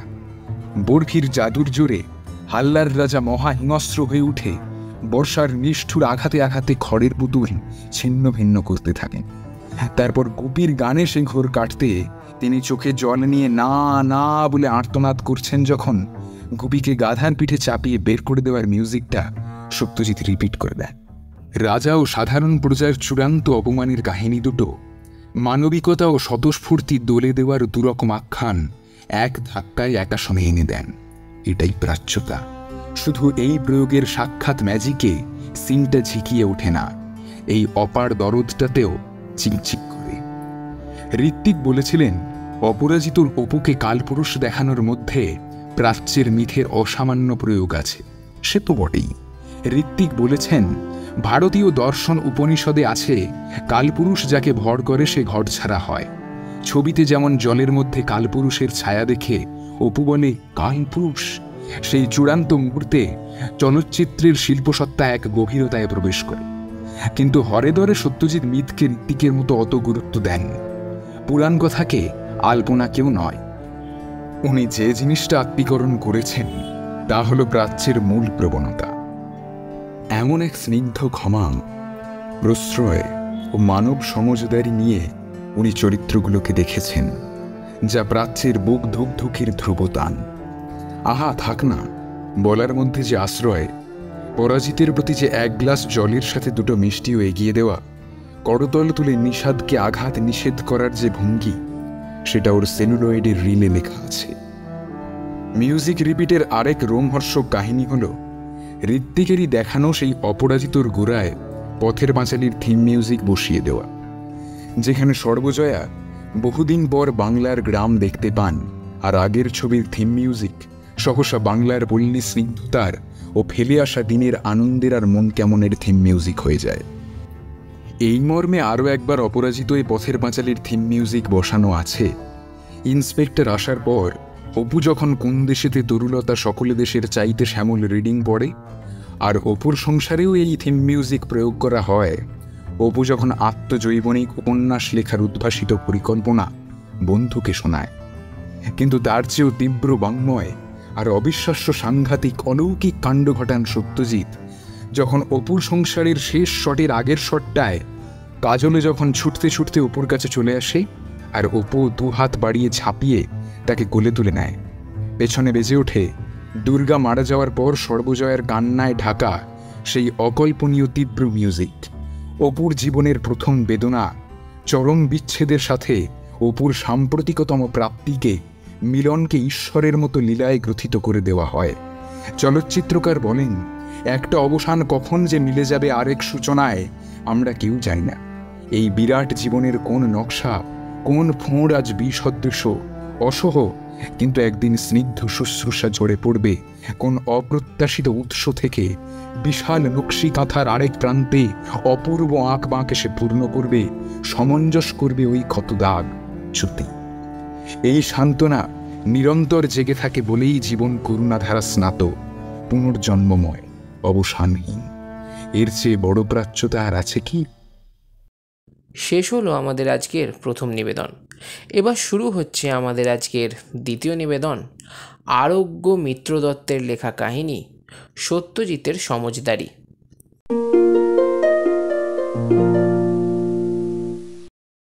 খুব ছোটবেলায় একবার সুকুমার রায়ের সঙ্গে সত্যজিৎ শান্তিনিকেতন গিয়েছিলেন রবি ঠাকুরের সঙ্গে দেখা করতে। সেই স্মৃতি প্রসঙ্গে সত্যজিৎ লিখছেন, রবীন্দ্রনাথকে আমি প্রথম কখন কাছ থেকে দেখি তা আমার মনে নেই। যখনকার কথা মনে আছে তখন আমার বয়স 7 বছর। মায়ের সঙ্গে শান্তিনিকেতন গিয়েছিলাম পৌষের মেলায়। সঙ্গে ওয়াটওয়েল এডেলের দোকান থেকে কেনা নতুন অটোগ্রাফের খাতা। রবিবাবু নাকি খাতা দিলেই তখন কবিতা লিখে দেন। তাই ভারী শখ আমার খাতার প্রথম পাতায় তাঁকে দিয়ে কবিতা লিখিয়ে নেব। সেদিন রবীন্দ্রনাথ 7 বছরের সত্যজিতের অটোগ্রাফের খাতায় একটি 8 লাইনের কবিতা লিখে উপহার দিয়েছিলেন। কবিতাটি হলো, বহুদিন ধরে বহু প্রস্তুরে, বহু ব্যয় করি বহু দেশ ঘুরে, দেখিতে গিয়েছি পর্বতমালা, দেখিতে গিয়েছি সিন্ধু, দেখা হয় নাই চক্ষু মেলিয়া, ঘর হতে শুধু 2 পা ফেলিয়া, একটি ধানের শীষের ওপর একটি শিশির বিন্দু। ময়মনসিংহ থেকে 1879-80 সাল নাগাদ উপেন্দ্রকিশোর কলকাতায় এসেছিলেন এন্ট্রান্স পাশ করে আইএ পড়তে। কলকাতায় এসে উঠেছিলেন 50 নম্বর সীতারাম ঘোষ স্ট্রিটে, যা ছিল ব্রাহ্মদের আখড়া। ব্রাহ্ম সমাজ তখন দ্বিধা বিভক্ত। সেই সময়ে ঠাকুরবাড়ির দেবেন্দ্রনাথের সঙ্গে উপেন্দ্রকিশোরের যোগসূত্র স্থাপিত এবং ঠাকুরবাড়িতে প্রবেশ ঘটে। আইএ পাশ করে সাধারণ ব্রাহ্ম সমাজের নেতা দ্বারকানাথ গঙ্গোপাধ্যায়ের মেয়ে পিধুমুখীকে বিয়ে করেন উপেন্দ্রকিশোর। উপেন্দ্রকিশোরের চেয়ে রবি ঠাকুর ছিলেন বছর 2 বড়, যার ফলে দুজনের বেশ ভালো বন্ধুত্ব হয়েছিল। উপেন্দ্রকিশোর অসাধারণ বেহালা বাজাতেন, যা ছিল রবি ঠাকুরের বেশ পছন্দের। উপেন্দ্রকিশোরের সূত্র ধরেই রবীন্দ্রনাথের সঙ্গে আলাপ হয়েছিল পুত্র সুকুমারের। নোবেল প্রাপ্তির সময় অর্থাৎ 1912 সালে সুকুমার রবীন্দ্রনাথের ইংল্যান্ড যাত্রার সঙ্গী ছিলেন। 1921 সালে সুকুমার কালাজ্বরে আক্রান্ত হন। সেই বছরই পুজোর সময় শিশুপুত্র মানিককে নিয়ে তিনি শান্তিনিকেতনে কবির সঙ্গে দেখা করতে যান। এর 2 বছর পরের ঘটনা, সুকুমারের মৃত্যুশয্যায় রবি ঠাকুর দেখা করেন সুকুমারের সাথে। মৃত্যু পথযাত্রী সুকুমারকে গান গেয়েও শোনান তিনি। উপেন্দ্রকিশোর এবং সুকুমারের পর রবীন্দ্রনাথের কাছাকাছি আসেন সুকুমার পুত্র সত্যজিৎ। বাল্য বয়সে, কৈশোর কিংবা যৌবনেও সত্যজিৎ যে রবীন্দ্রনাথের প্রতি খুব আকৃষ্ট হয়েছিলেন এমনটা বলা যায় না। এ প্রসঙ্গে সত্যজিৎ লিখছেন, তার কাছে বয়স সম্ভ্রমে জড়সড় হয়ে কোনো ক্রমে এগিয়ে গিয়ে তার পা ছুঁয়েছি। সত্যজিতের আত্মকথন থেকে জানা যাচ্ছে, মার কাছে শুনেছিলাম রবীন্দ্রনাথের অনেক দিনের ইচ্ছে আমি কিছুদিন গিয়ে শান্তিনিকেতনে থাকি। সত্যজিৎ নিজের কলকাতা প্রেমী হওয়ার সুবাদে কবির শান্তিনিকেতন থাকার তেমন আকুলতা সত্যজিতের ছিল না। পরবর্তীকালে যুবক সত্যজিৎ যখন কলাভবনের ছাত্র, তখন বৃদ্ধ রবীন্দ্রনাথের সঙ্গে শান্তিনিকেতনে দেখা করার একাধিক সুযোগ পেয়েছিলেন, কিন্তু করেননি। রবীন্দ্রনাথের মৃত্যুর 1 বছর পর, যেদিন জাপানিরা কলকাতায় বোমা ফেলেছিল, সেদিন সত্যজিৎ শান্তিনিকেতন ছাড়েন। তখন তার বয়স মাত্র 20। সত্যি কথা বলতে কি, সিনেমা হলবিহীন শান্তিনিকেতনে সত্যজিতের অস্থির লাগত। সত্যজিতের কথায় প্রচুর মজা ছিল শান্তিনিকেতনের জীবনে, কিন্তু কলকাতা আমায় বেশি টানত। শান্তিনিকেতনে ছাত্র থাকাকালীন মজাদার একটা সোনার যন্ত্র বানিয়েছিলেন সত্যজিৎ ও তার বন্ধুরা। 2 দেশলাই বাক্সের মাঝে সুতো দিয়ে যে সোনার ছোট খেলার যন্ত্র, তারই বড় রূপ। দেশলাই বাক্সের বদলে সেখানে টিনের বাক্স, ফলে কথা চলত এক হোস্টেলের সঙ্গে অন্য হোস্টেলের। মুখোমুখি না থেকেও চালানো যেত কথা। শান্তিনিকেতনে রবি ঠাকুর ছাড়াও যাদের সান্নিধ্য পেয়েছিলেন সত্যজিৎ, তার মধ্যে নন্দলাল, রামকিঙ্কর এবং বিনোদ বিহারী ছিলেন অন্যতম। তাঁর মতে নন্দলাল ছাড়া সেই সময় কলাভবনে যাঁরা অসাধারণ, তাদের একজন রামকিঙ্কর, অন্যজন বিনোদ বিহারী। পরে বিনোদ বিহারীকে নিয়ে একটি তথ্যচিত্র নির্মাণ করেন সত্যজিৎ। শান্তিনিকেতন আর রবীন্দ্রনাথ সত্যজিৎকে অনেক কিছু শিখিয়েছিল। ধীরে ধীরে সত্যজিৎ জড়িয়ে যান রবীন্দ্র ভাবনার সাথে। 1945 সালে সুধীরচন্দ্র করের জনগণের রবীন্দ্রনাথ বইটির প্রচ্ছদ আঁকেন সত্যজিৎ। এরপর 1950 সালে আঁকেন অমল হোমের পুরুষোত্তম রবীন্দ্রনাথ গ্রন্থের প্রচ্ছদ। এর ঠিক 6 বছর পর, অর্থাৎ 1961 সালে দেশজুড়ে রবীন্দ্র জন্ম শতবার্ষিকী পালন শুরু হলো। সে বছর ভারতের তৎকালীন প্রধানমন্ত্রী জওহরলাল নেহেরুর ব্যক্তিগত অনুরোধে রবীন্দ্রনাথকে নিয়ে 54 মিনিটের রবীন্দ্রনাথ তথ্যচিত্র নির্মাণ করেন তিনি। রবীন্দ্র গবেষকদের মতে রাষ্ট্রপতি সম্মাননা পাওয়া এই তথ্যচিত্রটি নির্মাণ করতে গিয়েই রবীন্দ্র সাহিত্যের দারুণ ভক্ত বনে যান সত্যজিৎ। সেই বছর ভারত সরকারের প্রকাশিত ডাকটিকিটের ডিজাইনটিও তিনি করেছিলেন। এই রবীন্দ্র জন্ম শতবর্ষেই মুক্তি পেল 3টি রবীন্দ্র গল্প। সমাপ্তি, পোস্টমাস্টার এবং মণিহারা নিয়ে তৈরি তাঁর ছবি 3 কন্যা। এরপর সত্যজিৎ নষ্টনীর গল্পের চলচ্চিত্র রূপ দিলেন চারুলতা। সত্যজিৎ তার অনেক চলচ্চিত্রেই রবীন্দ্রনাথের গান ব্যবহার করেন। চারুলতা ছবিতে কিশোর কুমারকে দিয়ে রবীন্দ্রনাথের গান গাওয়াও এক বলিষ্ঠ সিদ্ধান্ত। এছাড়া কাঞ্চনজঙ্ঘা, ঘরে বাইরে প্রভৃতি ছবিতেও সত্যজিৎ ব্যবহার করেন রবীন্দ্রসঙ্গীত। কিশোর কুমার ভারতবর্ষ তথা সারা পৃথিবীর কাছে এমন এক নাম যা কোনো শব্দে প্রকাশ করা সম্ভব নয়। তার প্রতিভা প্রতিটি মুহূর্তে মানুষের জীবনকে ভরিয়ে তুলেছে। গান গাওয়া, সুর করা, গান লেখা, পরিচালনা এবং অভিনয় প্রতিটি বিভাগেই তার অনবদ্য প্রতিভার ছোঁয়া রয়েছে। সিনেমায় তার বহুমুখিতা অতুলনীয়। সম্ভবত কিংবদন্তি শিল্পী সত্যজিৎ রায়ের সঙ্গেই তার কাজের বিভিন্নতা মেলে। মজার বিষয় হল দুজনের মধ্যে একটি অনন্য সংযোগ ছিল। কিশোর কুমার তার পারিশ্রমিক সম্পর্কে অত্যন্ত সুনির্দিষ্ট বলেও বরাবর পরিচিত ছিলেন। এমনই একটি বিশেষ ক্ষেত্রে একবার তিনি সত্যজিৎ রায়ের কাছ থেকে কোনো অর্থ নেওয়ায় প্রত্যাখ্যান করেছিলেন। চারুলতা এর জন্য একটি গান রেকর্ড করার পরে কিশোর কুমার তার স্বাভাবিক পারিশ্রমিক গ্রহণ না করে কেবলমাত্র রায়ের পা স্পর্শ করেছিলেন। কিশোরকে নিয়ে আরও একটি মজার গল্প আছে। 1964 সালে তিনি তার ছবির প্রিমিয়ারের জন্য কলকাতায় এসেছিলেন। শেষ হওয়ার পর তিনি শুটিং ফ্লোরে সত্যজিৎ রায়ের সঙ্গে দেখা করতে আসেন। আলোচনার বিষয় তো অনেক কিছু ছিল, তবে সময় সীমিত ছিল তাঁর কাছে। তাঁরা যখন একটি আসন্ন চলচ্চিত্র নিয়ে আলোচনা করছিলেন, তখন কিশোর কুমার হঠাৎ বলে উঠলেন যে তিনি একটি চলচ্চিত্র পরিচালনা করবেন এবং ছবিতে অভিনয় করার জন্য সত্যজিৎ রায়কে অনুরোধও করলেন। শুধু কল্পনা করুন, এটা শুনে সত্যজিৎ রায় তো হতবাক হয়ে যান। এখানেই থামেননি কিশোর কুমার, আরও একটি বোমা ফেলেন। বলেন, একটা শর্ত আছে। তিনি সত্যজিৎ রায়কে বলেছিলেন যে পুরো ছবির জন্য তাকে হাফ প্যান্ট পরতে হবে। এই কথা শুনে কিংবদন্তি নির্মাতা হাসিতে ফেটে পড়েন। এভাবেই জীবন কাটিয়েছেন কিশোর কুমার। মজার ব্যাপার হলো, কিশোর কুমার একবার সত্যজিৎ রায়কে আর্থিকভাবেও সাহায্য করেছিলেন। পথের পাঁচালী নির্মাণের সময় সত্যজিৎ রায় গুরুতরভাবে আর্থিক সমস্যার সম্মুখীন হন। এমনকি প্রকল্পটি ছেড়ে দেওয়ার কথাও ভেবেছিলেন। কিশোর কুমার এগিয়ে আসেন তাকে উদ্ধার করতে। 5,000 টাকা দিয়ে চলচ্চিত্রটিকে বাঁচিয়েছিলেন তিনি। তবে অন্যদের প্রতি কিশোর কুমারের দৃষ্টিভঙ্গি ছিল সম্পূর্ণ ভিন্ন। অর্থ প্রদানের বিষয়ে কতটা কঠোর তিনি তা বোঝা যায় একটি ঘটনায়। কিশোর কুমার একবার সেটে হাজির হয়েছিলেন মাত্র অর্ধেক মেকআপ করে। ব্যঙ্গ করে বলেছিলেন, অর্ধেক টাকা তাই অর্ধেক মেকআপ। একদিকে তিনি একজন নিষ্ঠাবান পেশাদার শিল্পী ছিলেন। তিনি যা মনে করেন তা পাওয়ার জন্য লড়াই করে গিয়েছিলেন।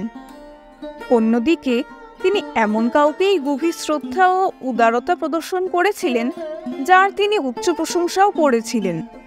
সত্যজিৎ রায়ের সঙ্গে কিশোর কুমারের সম্পর্ক এমন একজন ব্যক্তির চরিত্রের একটি আভাস দেয়, যিনি কেবল একজন শিল্পীই ছিলেন না, তিনি অনন্য নীতি ও মূল্যবোধের অধিকারীও ছিলেন। তার বাণিজ্যিক বাস্তবিক দিক এবং শৈল্পিক সততার জন্য গভীর শ্রদ্ধার মানুষ ছিলেন। ভারতীয় চলচ্চিত্রে তার সময়কালও অনন্য হয়েই থাকবে। শেষ হলো আজকের আমাদের দ্বিতীয় নিবেদন। এবার শুরু হচ্ছে আজকের আমাদের তৃতীয় নিবেদন, নয়ন আলীর লেখা কাহিনী ঢাকায় সত্যজিৎ।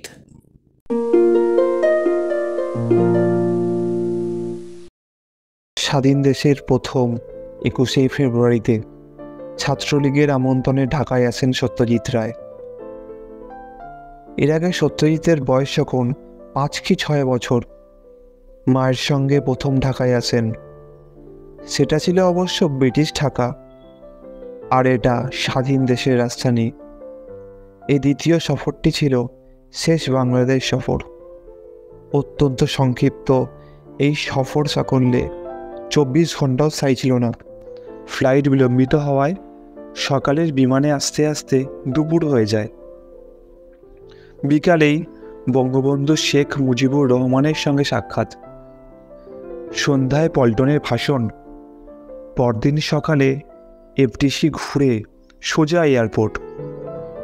ইন্টারকন্টিনেন্টালে তার থাকার ব্যবস্থা হয়েছিল, কিন্তু ঋত্বিক ঘটক প্রমুখের সঙ্গে থাকার ইচ্ছায় অপেক্ষাকৃত ছোট হোটেলে পূর্বাণীতে গিয়ে ওঠেন। এই পূর্বাণীতেই তার সঙ্গে দেখা হয় কবি জসিমউদ্দিনের। এরপর আসেন আমানুল হক। 1965 সালের পর তার সাথে দেখা, নানা বিষয়ে জমে থাকা, কথা বলতে বলতে কখন যে রাত 2টো বেজে যায় টেরও পাননি। আলাপের মাঝে মাঝেই দূর থেকে ভেসে আসা স্টেনগানের আওয়াজ সত্যজিৎকে উৎকণ্ঠিত করে। তার কাছে এ সময় যুদ্ধ পরবর্তী বাংলাদেশের সংক্ষিপ্ত একটি চিত্র তুলে ধরেন আমানুল হক। 1972 সালে 21শে ফেব্রুয়ারি সন্ধ্যায় পুরনো পল্টনে ছাত্রলীগ আয়োজিত বিরাট জনসভা ও সাংস্কৃতিক অনুষ্ঠানে প্রধান বক্তা ছিলেন সত্যজিৎ রায়। ছোট একটা ক্যাসেটে পুরো ভাষণটা ধরে রাখেন নাট্য ব্যক্তিত্ব তবিবুল ইসলাম। সেদিনের বক্তৃতায় সত্যজিৎ কি বলেছিলেন? আমার রক্তে বইছে বাংলা ভাষা। বহুদিন থেকে শহীদ দিবসের কথা শুনে আসছি, 21শে ফেব্রুয়ারির কথা শুনে আসছি, কিন্তু এখানে এসে নিজের চোখে না দেখলে আমি বিশ্বাস করতে পারতাম না। আমি বুঝতে পারতাম না যে আপনারা বাংলা ভাষাকে কতখানি ভালোবাসেন। বাংলা ভাষা যখন বিপন্ন, তাকে বাঁচানোর জন্য যে সংগ্রাম হয়েছিল, তাতে যারা আত্মোৎসর্গ করেছেন, তাদের যে কতখানি শ্রদ্ধা করেন আপনারা, তাদের স্মৃতিকে, সেটা আমি আজকে এখানে এসে বুঝতে পারছি। যারা পশ্চিমবঙ্গে থাকি, আমরাও বাংলা ভাষাকে ভালোবাসি। এটা ঠিক যে পশ্চিমবঙ্গের সংস্কৃতির মধ্যে আরও 5 রকম সংস্কৃতির প্রভাব এসে সেটাকে পাঁচমিশালি ভাব এনে দিয়েছে। ইংরেজির প্রভাব আমরা এখনও পশ্চিমবঙ্গে সম্পূর্ণ কাটিয়ে উঠতে পারিনি।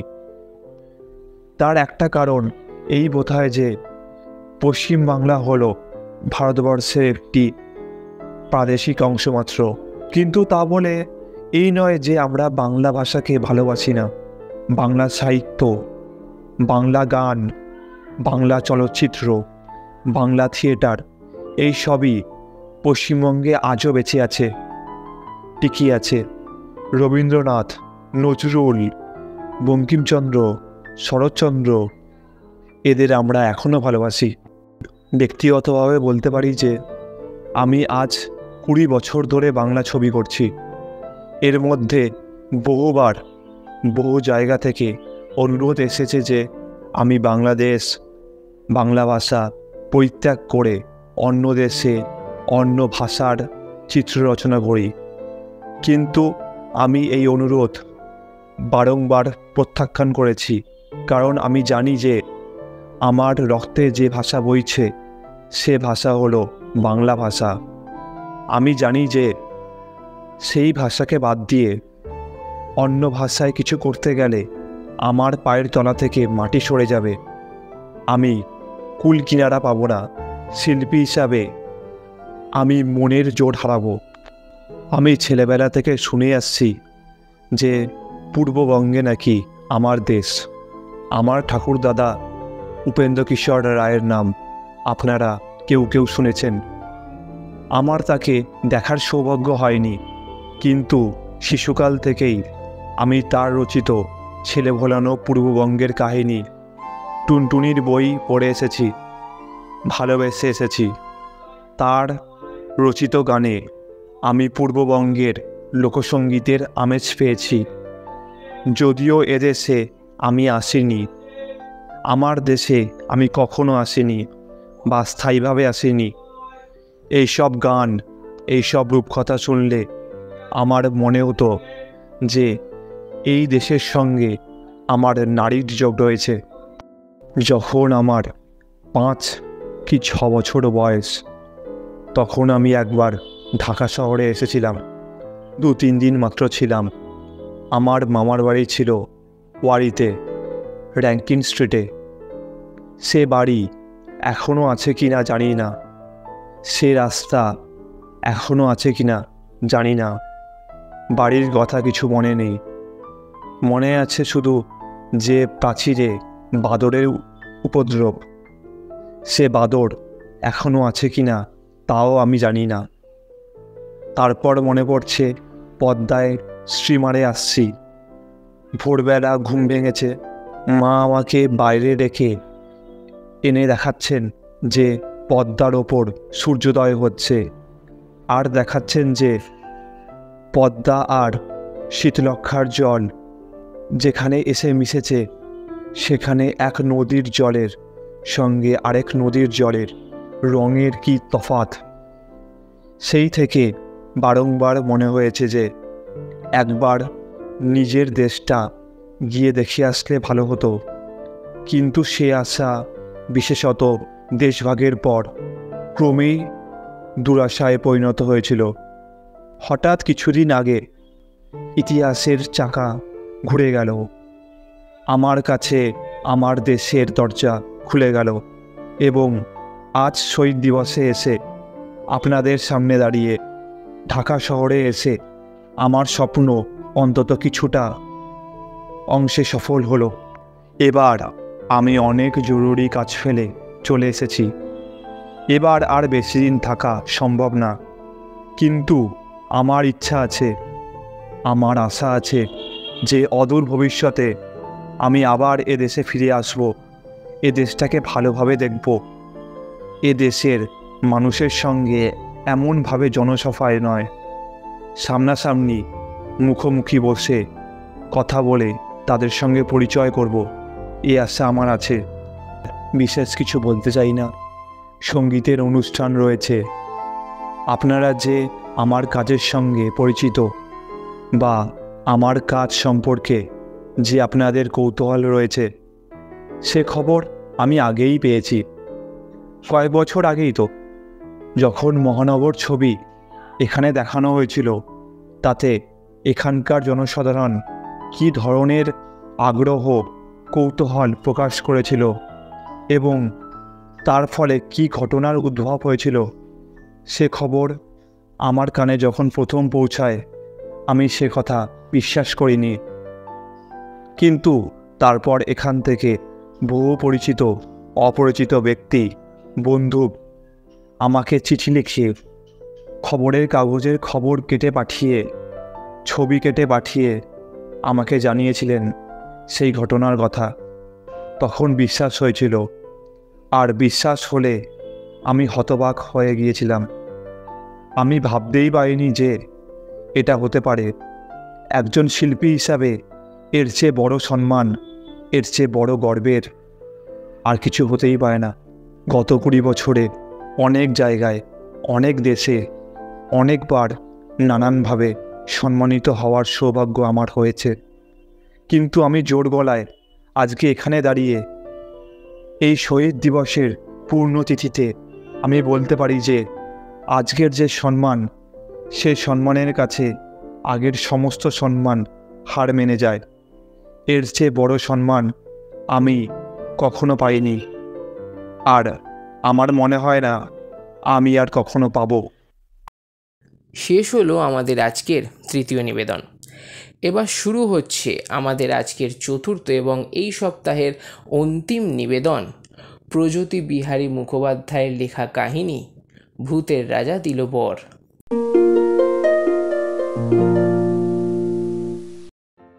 জবর জবর 3 বর, যা ইচ্ছে খাওয়া পড়া, যেখানে খুশি যাওয়া এবং গানে বাজনায় লোককে মুগ্ধ নিশ্চল করে দেওয়া। উপেন্দ্র কিশোরের মূল ভাবনা কিছুটা বদলেছিলেন সত্যজিৎ।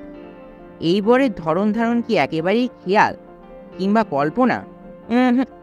বাংলার 18 শতকের তন্ত্রচর্চা ও কালী সাধনার সঙ্গে তার ঐতিহাসিক যোগ নিবিড়। 1 নম্বর, 2 নম্বর, 3 নম্বর। গ্রাম বিতাড়িত সুরতালহীন দুটি সঙ্গীত উৎসাহী যুবক এই বরের জোরেই হয়ে বসল রাজার জামাই। বাঙালি মাত্রই গুপি গাইন আর বাঘা বাইনের এই অবিস্মরণীয় আখ্যান চিনে ফেলবেন। তবে এই গল্পের ঐতিহাসিকতা নিয়ে হয়তো কেউ মাথা ঘামান না। এ তো নিছকই কল্পনা, এর সঙ্গে ইতিহাসের সম্বন্ধ কোথায়? হ্যাঁ, পরবর্তীকালে হীরক রাজার দেশে ছবিতে হয়তো আমরা তৎকালীন রাজনৈতিক ইতিহাসের কিছু উপস্পর্শী ইঙ্গিত খুঁজে পেতে পারি, কিন্তু সাবেক গুপি বাঘার গল্পে ইতিহাস কোথায়? ভূতের রাজার বরের আবার ইতিহাস হয় নাকি? ইতিহাস, চলচ্চিত্র এবং কল্পনা সম্বন্ধে আমাদের কয়েকটি ভ্রান্ত ধারণা বর্জন করলেই আমরা দেখতে পাব যে গুপি বাঘার গল্পে উকি দিচ্ছে নানা বিতর্কিত ইতিহাসের ধারাবাহিকতা। বিশেষ করে ভূতের রাজার দেওয়া বরের ভিতর নিহিত রয়েছে বাঙালির কালী পুজোর স্বতন্ত্র এক ঐতিহ্য। ভূতের রাজা ও তার দেওয়া বরগুলি আমাদের চোখে আঙুল দিয়ে চিনিয়ে দেয় বাঙালি আধুনিকতার 19 শতক কেন্দ্রিক ইতিহাসবোধের অন্তরিত আরও বহু পুরনো বঙ্গীয় তন্ত্রচর্চার ইতিহাসের সন্ধান। প্রকৃত ক্ষেত্রে চলচ্চিত্রের সঙ্গে ইতিহাসের সম্পর্কটিকে সাধারণত আমরা খুবই সংকীর্ণ ছকে উত্থাপিত করি। মূলত চলচ্চিত্রের সঙ্গে ইতিহাসের কুটুম্বতার হদিশ করায় আমাদের কিছু সীমাবদ্ধতা আছে। হয় আমরা মনে করি চলচ্চিত্র হলো সমকালীন ইতিহাসের উপস্থাপনা, নয়তো আমরা খুঁজি চলচ্চিত্রের মধ্যে পারিপার্শ্বিক ইতিহাসের প্রতিক্রিয়া। অমুক সিনেমাটি সেই সময়কার নির্ভরযোগ্য দলিল, নাকি তার মধ্যে ধরা পড়েছে সেই সময়কার ঐতিহাসিক বাস্তবের প্রতি কোনো বিশেষ দৃষ্টিভঙ্গি? এই দুটি প্রশ্নের মধ্যে ঘোরাফেরা করে ইতিহাস এবং চলচ্চিত্রের আত্মীয়তার খোঁজখবর। অনুসন্ধান কিন্তু আর একভাবেও সাজানো যায়। ইতিহাস তো কোনো একটি মুহূর্ত কারারুদ্ধ নয়, সেটি একটি ধারাবাহিকতার নাম। তাই আমরা চিন্তা করতে পারি যে চলচ্চিত্রের মধ্য দিয়েই আমরা ঠিক কী ধরনের ধারাবাহিকতা দেখতে পাচ্ছি। যেহেতু সিনেমা এমন একটি মাধ্যম যাতে দৃশ্য, সুর, গল্প, ভাষা ইত্যাদি নানা বস্তুর সমন্বয় ঘটেছে, তাই আমরা এর মধ্যে নানা ধারাবাহিকতার হদিশ খুঁজে পেতে পারি। এমন সব ফল্গুধারার পরিচয়ও হয়তো পেয়ে যেতে পারি যেগুলি সাধারণত আমাদের সামাজিক অবচেতনার আধারে গা ঢাকা দিয়ে থাকে। এই রকম একটা ভাবনা নিয়ে এগোলেই আমরা মুখোমুখি হয়ে পড়ি অপর একটি সম্পর্কের প্রশ্নে, কল্পনার সঙ্গে ইতিহাসের সম্পর্ক। আবার সাধারণত আমরা মনে করে থাকি কল্পনা হলো ইতিহাস বহির্ভূত বস্তু, গল্পের গরু তাই গাছে চড়ে, আর ঐতিহাসিক প্রিয়সিনীরা বাঁধা থাকে গোয়ালে। একটু ভেবে দেখলেই কিন্তু দেখা যাবে যে কল্পনা তা সে যত উদ্ভট বা উৎকটই হোক না কেন, সর্বদাই তার আকরের জন্য নির্ভরশীল থেকে ঐতিহাসিক বাস্তবের ওপর। তাই গরু গাছে চড়ুক আর না চড়ুক, গরু, গাছ এবং গাছে চড়া তিনটিই কিন্তু ঐতিহাসিক বস্তু। যে দেশে গরু নেই বা গাছ নেই, সে দেশে গরুর গাছে চড়ার কল্পনাও নেই। শুধু তাই নয়, আরও এক ধাপ এগোলেই আমরা দেখব এ শুধু আকরই নয়, কল্পনার অভ্যাস বা প্রয়োগটিও আদতে ইতিহাস নির্ভর। তাই তো যদিও গরু এবং গাছ দুটি বস্তুই বিলেত, আমেরিকা সহ নানা দেশেই পাওয়া যায়, তবু এক বাঙালি ছাড়া কারো কল্পনায় গরুকে গাছে তোলেনি। যাই হোক, ফেরা যাক ভূতের রাজার দরবারে। কোথায় পেলেন সত্যজিৎ ভূতের রাজার বরগুলো? আমরা জানি মূল কাহিনীটি সত্যজিৎ রায়ের নিজের লেখা নয়, লেখা তার পিতামহ উপেন্দ্রকিশোর রায়চৌধুরী। তবে সেই গল্পে বিশেষ করে বরের ব্যাপারে সত্যজিৎ মূল কাহিনীর কিছু পরিবর্তন করেছিলেন। 3টি বরের মধ্যে 2টিকে তিনি রেখেছিলেন অপরিবর্তিত। প্রথম বরটি দ্বারা গুপি বাঘার সঙ্গীত সাধনা খুঁজে পেয়েছিল সুর এবং তাল। শুধু তাই নয়, এই বরের জোরেই তারা এমন ক্ষমতাও অর্জন করেন যে তাদের গান চলাকালীন শ্রোতাবৃন্দ, সে যেই হোক না কেন, চিত্রবৎ বসে সেই সঙ্গীত শুনতে বাধ্য হবেন। শ্রোতারা চলৎশক্তি রহিত হবেন। অপর একটি বরের মাধ্যমে গুপি বাঘা একজোড়া ঐন্দ্রজালিক জুতো পান। এই জুতো পায়ে দিয়ে তারা নিমিষে যন্ত্রতন্ত্র ঘুরে বেড়াতে পারবেন। এই 2টি বরের ব্যাপারই সত্যজিৎ মোটামুটি উপেন্দ্রকিশোরকেই অনুসরণ করেছেন। তৃতীয় বরটির বেলায় কিন্তু তা হয়নি। উপেন্দ্রকিশোরের গল্পে পাচ্ছি একটি মায়া ঝোলা। তার ভিতরে হাত দিলেই বেরিয়ে আসে নানা রকম সর্বচস্য লেজ্জ পেয়েও। কিন্তু শুধু তাই নয়, রাজকীয় পোশাক আশাকও পাওয়া যায় ঝোলার অন্তরালে। সত্যজিৎ কিন্তু ঝোলার জায়গায় কেবল হাততালি দিয়েই কাজ ছেড়েছেন। এই পরিবর্তনের কারণ যাই হোক না কেন, এই পরিবর্তনের ঘটনা থেকে এইটুকু প্রমাণ্য যে সত্যজিৎ এই বরের বিষয়ে অন্ধভাবে তার ঠাকুরদার অনুসরণ করেননি। তাহলে প্রশ্ন ওঠে যে প্রথম দুটি বরকে কেন তিনি অপরিবর্তিত রেখে দিলেন এবং সেগুলির অন্তর্নিহিত ইতিহাসই বা কী? প্রথমেই দেখা যাক জুতো জোড়া। মায়া জুতোর ভাবনার উৎস কোথায়? দেশভ্রমণের কল্পনা তো নানা সময় নানা দেশে নানাভাবে হয়েছে। ইউরোপের লোককথায় যেমন বারবার উল্লেখ রয়েছে ডাইনি বা উইচদের ছাঁটায় চেপে দেশ বিদেশ ঘোরার কাহিনী। ইউরোপেরই অন্যত্র আবার দেখতে পাই ডাইনিরা ছাকনি চড়ে উড়ে বেড়াচ্ছে। শেক্সপিয়ারের ম্যাকবেথ নাটকের 3 ডাইনিকে তাই দেখতে পাই ছাকনিতে করে স্কটল্যান্ড থেকে আলেপ্পো যাওয়ার পরিকল্পনা করতে। 17 শতকের ভাগ্যান্বেষী নিকোলাও মানুচ্চির লেখা থেকে জানতে পারি ছাকনিতে চেপে ডাইনিদের দেশভ্রমণের গল্প পর্তুগিজ বণিকদের হাত ধরে পৌঁছে গিয়েছিল মুঘল ভারতেও। অন্যত্র 16 শতকের জার্মানভাষী মধ্য ইউরোপে পাই ফর্টুনাটুসের মতো গল্প, যাতে রয়েছে ঐন্দ্রজালিক টুপির সাহায্যে দেশভ্রমণের উপায়। আমাদের বাংলাদেশেই ছিল অপগমনের একাধিক কল্পনা। যেমন ডাইনিদের গাছে করে উড়ে যাওয়ার নানা গল্প প্রচলিত ছিল বাংলাদেশের নানা অঞ্চলে। তারাশঙ্কর বন্দ্যোপাধ্যায় তার কালের কথা বলতে গিয়ে তার নিজের দেখা এমনই একটি অসত্য গাছের উল্লেখ করেছেন। লোকের বিশ্বাস ছিল যে কামাখ্যার ডাকিনীবিদ্যা জানা ডাইনিরা ওই গাছটি চেপে যাতায়াত করত। এছাড়াও অবশ্যই রয়েছে পক্ষীরাজ ঘোড়া থেকে দাঁড় কাকের মতো নানা কল্পিত মায়াবাহন, যারা মানুষকে এক দেশ থেকে আরেক দেশে নিয়ে চলে যেতে পারে। মোদ্দা কথা, অপগমনের কল্পনা যতই সুদূর প্রসারিত হোক, সেই কল্পনার সবসময় কিছু বিশেষ ঐতিহাসিক লক্ষণ থাকে। কে ওড়ে, কিসে করে ওড়ে, এইসব প্রশ্ন কাল্পনিক হলেও তার মাত্রা আঁকা থাকে ঐতিহাসিক বৈশিষ্ট্যে। তাই গুপি বাঘার মায়া জুতো জোড়ার খোঁজে আমাদের ফিরে তাকাতে হবে বাংলার পুরনো ইতিহাসের দিকে। এই অনুসন্ধানে প্রথমেই চোখে পড়ে বাংলা মুদ্রণের পথিকৃৎ উইলিয়াম কেরি সাহেবের লেখা অভিধানে রয়েছে যোগ পাদুকা বলে একটি শব্দ। কেরি সাহেব এই বাংলা শব্দটির ইংরেজি অর্থ করেছেন ম্যাজিক্যাল শুজ। তারই সমসাময়িক স্যার রেভেন হাউটন তার লিখিত ইংরেজি বাংলা অভিধানেও স্থান দিয়েছেন এই অদ্ভুত শব্দটিকে। হাউটন সাহেব এর ইংরেজি অর্থ লিখেছেন an enchanted slipper that carried the warrior wherever he wished। 1820 দশকেরই আরেকটি অভিধানে শুধু যোগপাদুকাই নয়, যোগপাদুকা রোহণ বলেও একটি শব্দ পাই।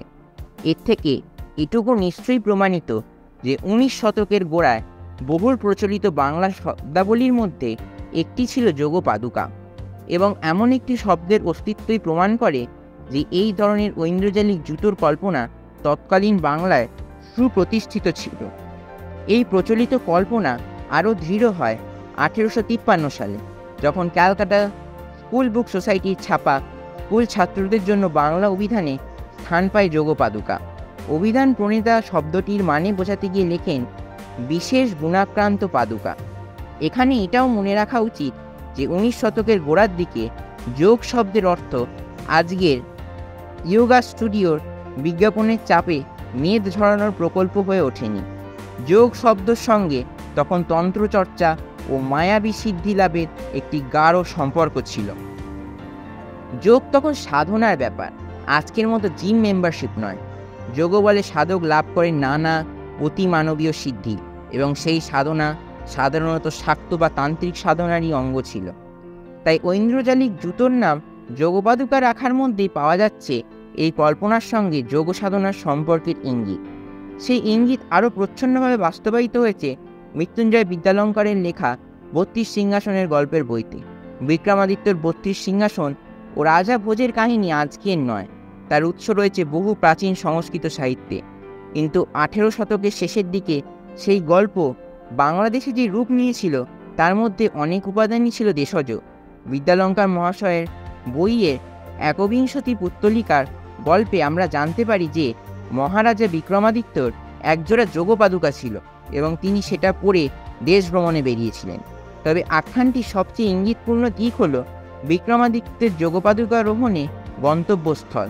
বিদ্যালঙ্কার মহাশয়ের গল্পে এই মায়াজুতো পায়ে দিয়ে বিক্রমাদিত্য যান কামাখ্যা এবং সেখানে দেবী স্বয়ং তাকে দেখা দেন।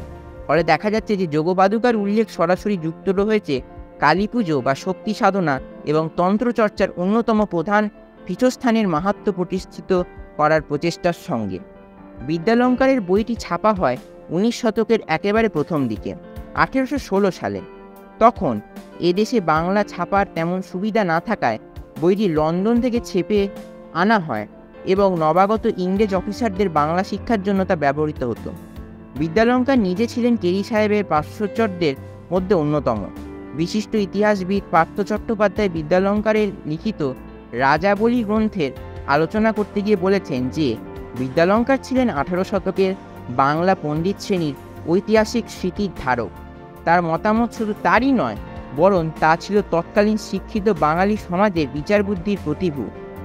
তার লিখিত 32 সিংহাসনের গল্প এবং সেই গল্পে নিবদ্ধ দেশজ বিশ্বাসের মাধ্যমে আমরা শুধু তার ব্যক্তিগত মনোজগতেই ঠিকানা পাই না, তখনকার শিক্ষিত বাঙালিদের ভাবনা চিন্তায় যোগপাদুকার স্থানও নির্ধারণ করতে সক্ষম হই।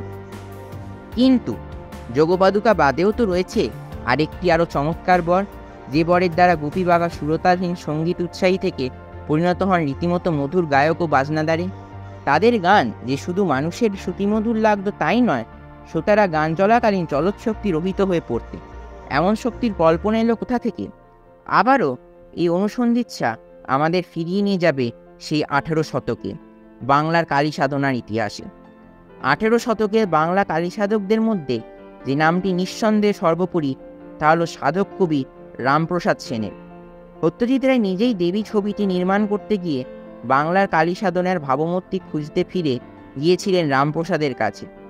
এমনকি দেবীতে যখন তিনি স্বয়ং একটি শ্যামাসঙ্গীত রচনা করার সিদ্ধান্ত নেন, তখন সেটি করেছিলেন রামপ্রসাদী ধারা মেনেই। রামপ্রসাদ সেনের জীবিত অবস্থায় তার কোনো প্রমাণ্য জীবনী লেখা হয়নি, তবে 19 শতকের প্রথম ভাগে বিখ্যাত সাংবাদিক, কবি এবং ঐতিহাসিক ঈশ্বরচন্দ্র গুপ্ত বিভিন্ন দলিল এবং রামপ্রসাদী গানের পুঁথির ওপর নির্ভর করে রামপ্রসাদের জীবনী লিখতে সচেষ্ট হন। সেই প্রচেষ্টার ফলেই রামপ্রসাদ সম্বন্ধীয় বেশ কিছু লোকশ্রুতিও সংগৃহীত হয়। এর মধ্যে দুটি আমাদের আজকের আলোচনার মধ্যে বিশেষ গুরুত্বপূর্ণ। দুটির উল্লেখই আমরা পাই গুপ্তকবি সম্পাদিত বিখ্যাত সংবাদপত্র সংবাদ প্রভাকরে 13ই জানুয়ারি 1854 তারিখে মুদ্রিত একটি পত্রের মাধ্যমে। পত্রপ্রেরক নিজের নাম না জানলেও জানিয়েছেন যে তিনি রামপ্রসাদেরই গ্রামের লোক এবং তার পত্রের আধার হল সগ্রামবাসীদের মধ্যে প্রচলিত জনশ্রুতি।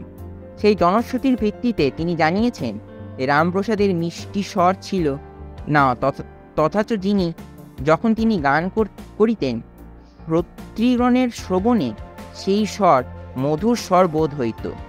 ঈশ্বরগুপ্ত নিজে একই ধরনের তবে স্বতন্ত্র আরেকটি জনশ্রুতির কথা উল্লেখ করেন।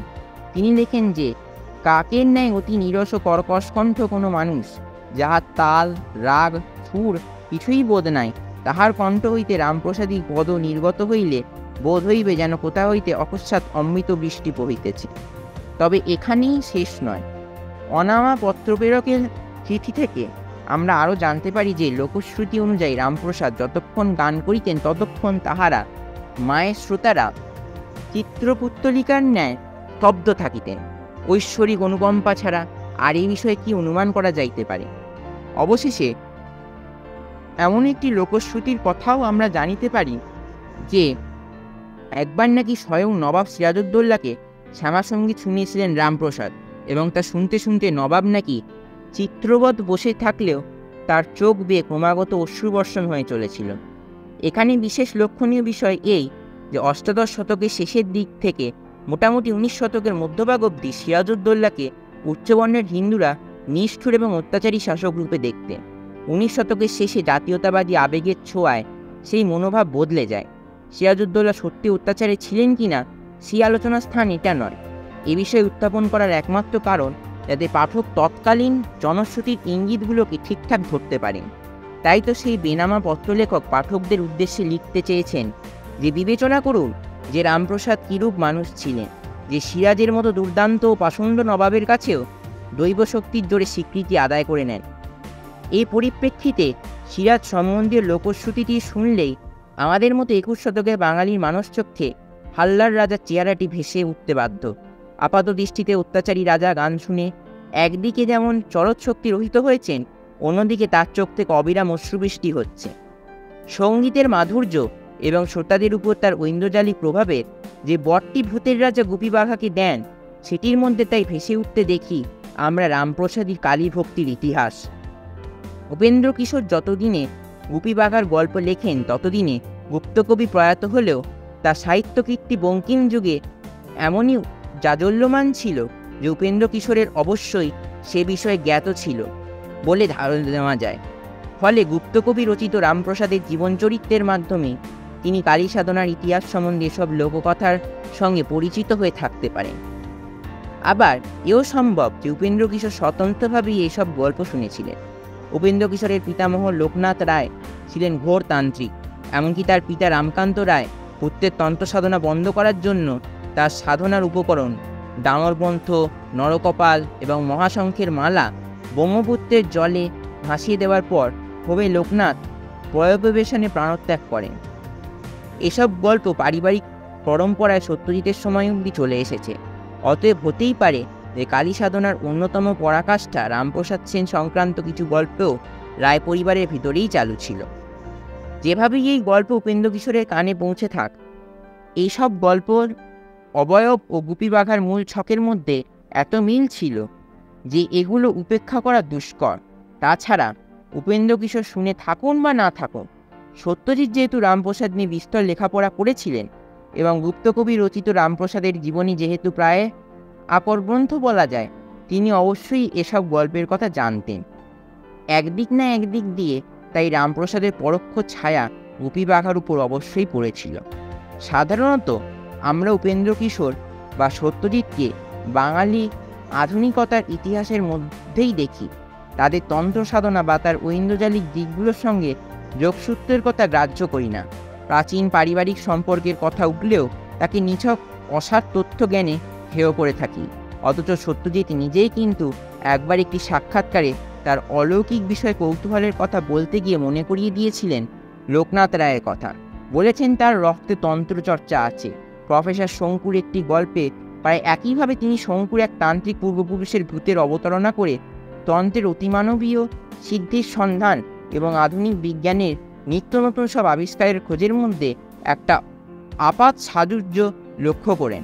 প্রফেসর শঙ্কু ও ভূত নামক গল্পটি বিশেষ উল্লেখযোগ্য, কারণ অলৌকিকের আলোচনা করতে গিয়ে ওই গল্পে শঙ্কুর মুখে সত্যজিৎ যে সংলাপ আরোপ করেন, পরবর্তীকালে বিলেতে একটি সাক্ষাৎকারে তিনি এই বিষয়ে নিজের মনোভাবের কথা জানাতে গিয়ে প্রায় হুবহু একই কথা বলেন। ফলে কাহিনীটিতে তান্ত্রিক পূর্বপুরুষের সঙ্গে উত্তরসূরির যে নিকট বৌদ্ধিক সম্পর্কের কথা তুলে ধরা হয়েছে, তার মধ্যে হয়তো সত্যজিতের নিজের ব্যক্তিগত অবস্থানের হদিশও তিনি আমাদের দিয়ে গিয়েছেন। তবে সত্যজিৎ, উপেন্দ্র কিশোর বা রায় পরিবারের পারিবারিক বা ব্যক্তিগত ইতিহাসের ঊর্ধ্বে উঠে গুপি বাঘার গল্পে তন্ত্রচর্চার ইতিহাসের প্রভাবটি চিহ্নিত করার মধ্যে আরও কয়েকটি সার্বিক বা সার্বজনীন মাত্রা রয়েছে। এর মধ্যে অন্যতম হচ্ছে বাঙালি আধুনিকতার সাধারণ চরিত্রায়ন। বাঙালি আধুনিকতাকে আমরা প্রায়শই দেখি 19 শতকের ব্রাহ্মধর্মের উত্থান বা যুক্তিবাদ আর বিজ্ঞান মনস্কতার বিবর্তনের ঘেরাটোপের মধ্যে। এই ইতিহাসে অষ্টাদশ শতকের কালী সাধনার তেমন কোনো জায়গাই নেই, বরং 19বিংশ শতকের শেষের দিকে এই আধুনিকতার ইতিহাস হয়ে ওঠে রামকৃষ্ণদেব বা স্বামী বিবেকানন্দের শাক্ত সাধনাকে সমাজমুখী করে তোলার আখ্যান। সেখানে তন্ত্র সাধনার পুরনো মায়া সাধনার দিকগুলো বর্জিত হয়। ধীরে ধীরে উঠে আসে এক আধুনিক, প্রগতিশীল এবং সমাজসেবী ধার্মিক কাঠামো।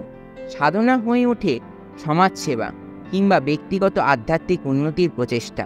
অলৌকিক বা অতিমানবীয় সিদ্ধিলাভের উদ্যম হয়ে দাঁড়ায় প্রান্তিক ব্যাপার, হয় তা নিছক বুজরুকি নচেত আধ্যাত্মিক অর্বাচীনতার দ্যোতক। তাই স্বামী বিবেকানন্দের মতো আধুনিক সাধকরা দৈব ঘটনা যেমন সঙ্গীতের দ্বারা চলৎ শক্তি ঋত হওয়া বা যোগপাদুকারোহণ দ্বারা আর তাদের ঐশী শক্তি প্রদর্শন করেন না। এ ধরনের প্রদর্শনকে তখন হাস্যকর বা নিম্ন স্তরের সিদ্ধি বলে দেখা হয়। এই পরিবর্তন কখনো পুরোপুরি সার্বিক নয়। বাংলা সংস্কৃতির আনাচে কানাচে তাই কালী সাধনার ঐন্দ্রজালিক দিকগুলি আজও কিছুটা টিকে রয়েছে। তারাপ্রণব ব্রহ্মচারীর লেখা বা বিভূতিভূষণ বন্দ্যোপাধ্যায়ের তারানাথ তান্ত্রিকের গল্প আজ পাঠকের মনোরঞ্জন করছে। তবে মধ্যবিত্ত সমাজে কালী সাধনার মূল ছবিটি যে আজ পরিবর্তিত তা অনস্বীকার্য। এও অবিতর্কিত যে অলৌকিক সিদ্ধি লাভের জন্য করা সাধনাকে ঠিক বাঙালি আধুনিকতার আঙ্গিক হিসাবে দেখা আজ সুকঠিন। গুপিবাঘার গল্পে অষ্টাদশ শতকীয় কালী সাধনার সন্ধান খুঁজে পাওয়া আমাদের এই আধুনিকতার পরিচয় একটি নতুন মাত্রা যোগ করে। আমরা স্বীকার করতে বাধ্য হই যে বৌদ্ধিক আধুনিকতা যতই প্রাগাধুনিক অলৌকিক ধার্মিকতার থেকে মুখ ঘুরিয়ে নিক না কেন, নব্য আধুনিকতার কুশলব্ধের মানস জগৎ আচ্ছন্ন করে পুরনো গল্প দৃশ্যে। বিশ্বাস হয়তো বদলে যায়, কিন্তু ছোটবেলায় শোনা গল্পগুলো অত সহজে ঝেড়ে ফেলা যায় না। পৌরাণিক জনশ্রুতির জায়গা হয়তো আসে আধুনিক ফ্যান্টাসি, কিন্তু চরিত্রগুলির কল্পনা, তাদের মনুষ্যত্ব বা তাদের অতিমানবীয় শক্তির কল্পনা এসবই থেকে যায় অপরিবর্তিত। 1 বা 2 প্রজন্মে সেই চরিত্রগুলি আবার নতুন বিশ্বাসের গোড়ার সংশয়ের বীজ বপন করে বসে। লোকনাথের বিশ্বাস প্রথমে উপেন্দ্র কিশোরের ফ্যান্টাসি গল্প হিসাবে পুনঃস্থাপিত হয় এবং তারও পরে হয়ে দাঁড়ায় সত্যজিতের পারলৌকিক কৌতূহলের ভিত্তি। একই কাহিনী বারবার উপস্থাপিত হয় নবরূপে, নবকলেবরে। ইতিহাসের ধারাবাহিকতা বারবার গতি বদলায়, কিন্তু সেই ধারাবাহিকতা বিচ্ছিন্ন হয় না।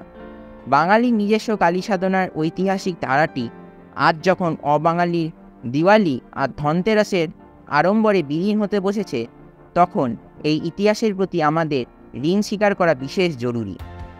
তাই তো আজ ভূতের রাজার আশ্বাস সেই আশ্বাসবাণী, আমি আছি, আমি আছি, একমাত্র ভরসা। ইতিহাস যখন বর্তমানের চাপে ক্ষয়িষ্ণু, তখন ভবিষ্যৎ তো এক ভূতের অস্তিত্বের উপরেই আস্থা জ্ঞাপন করতে পারে।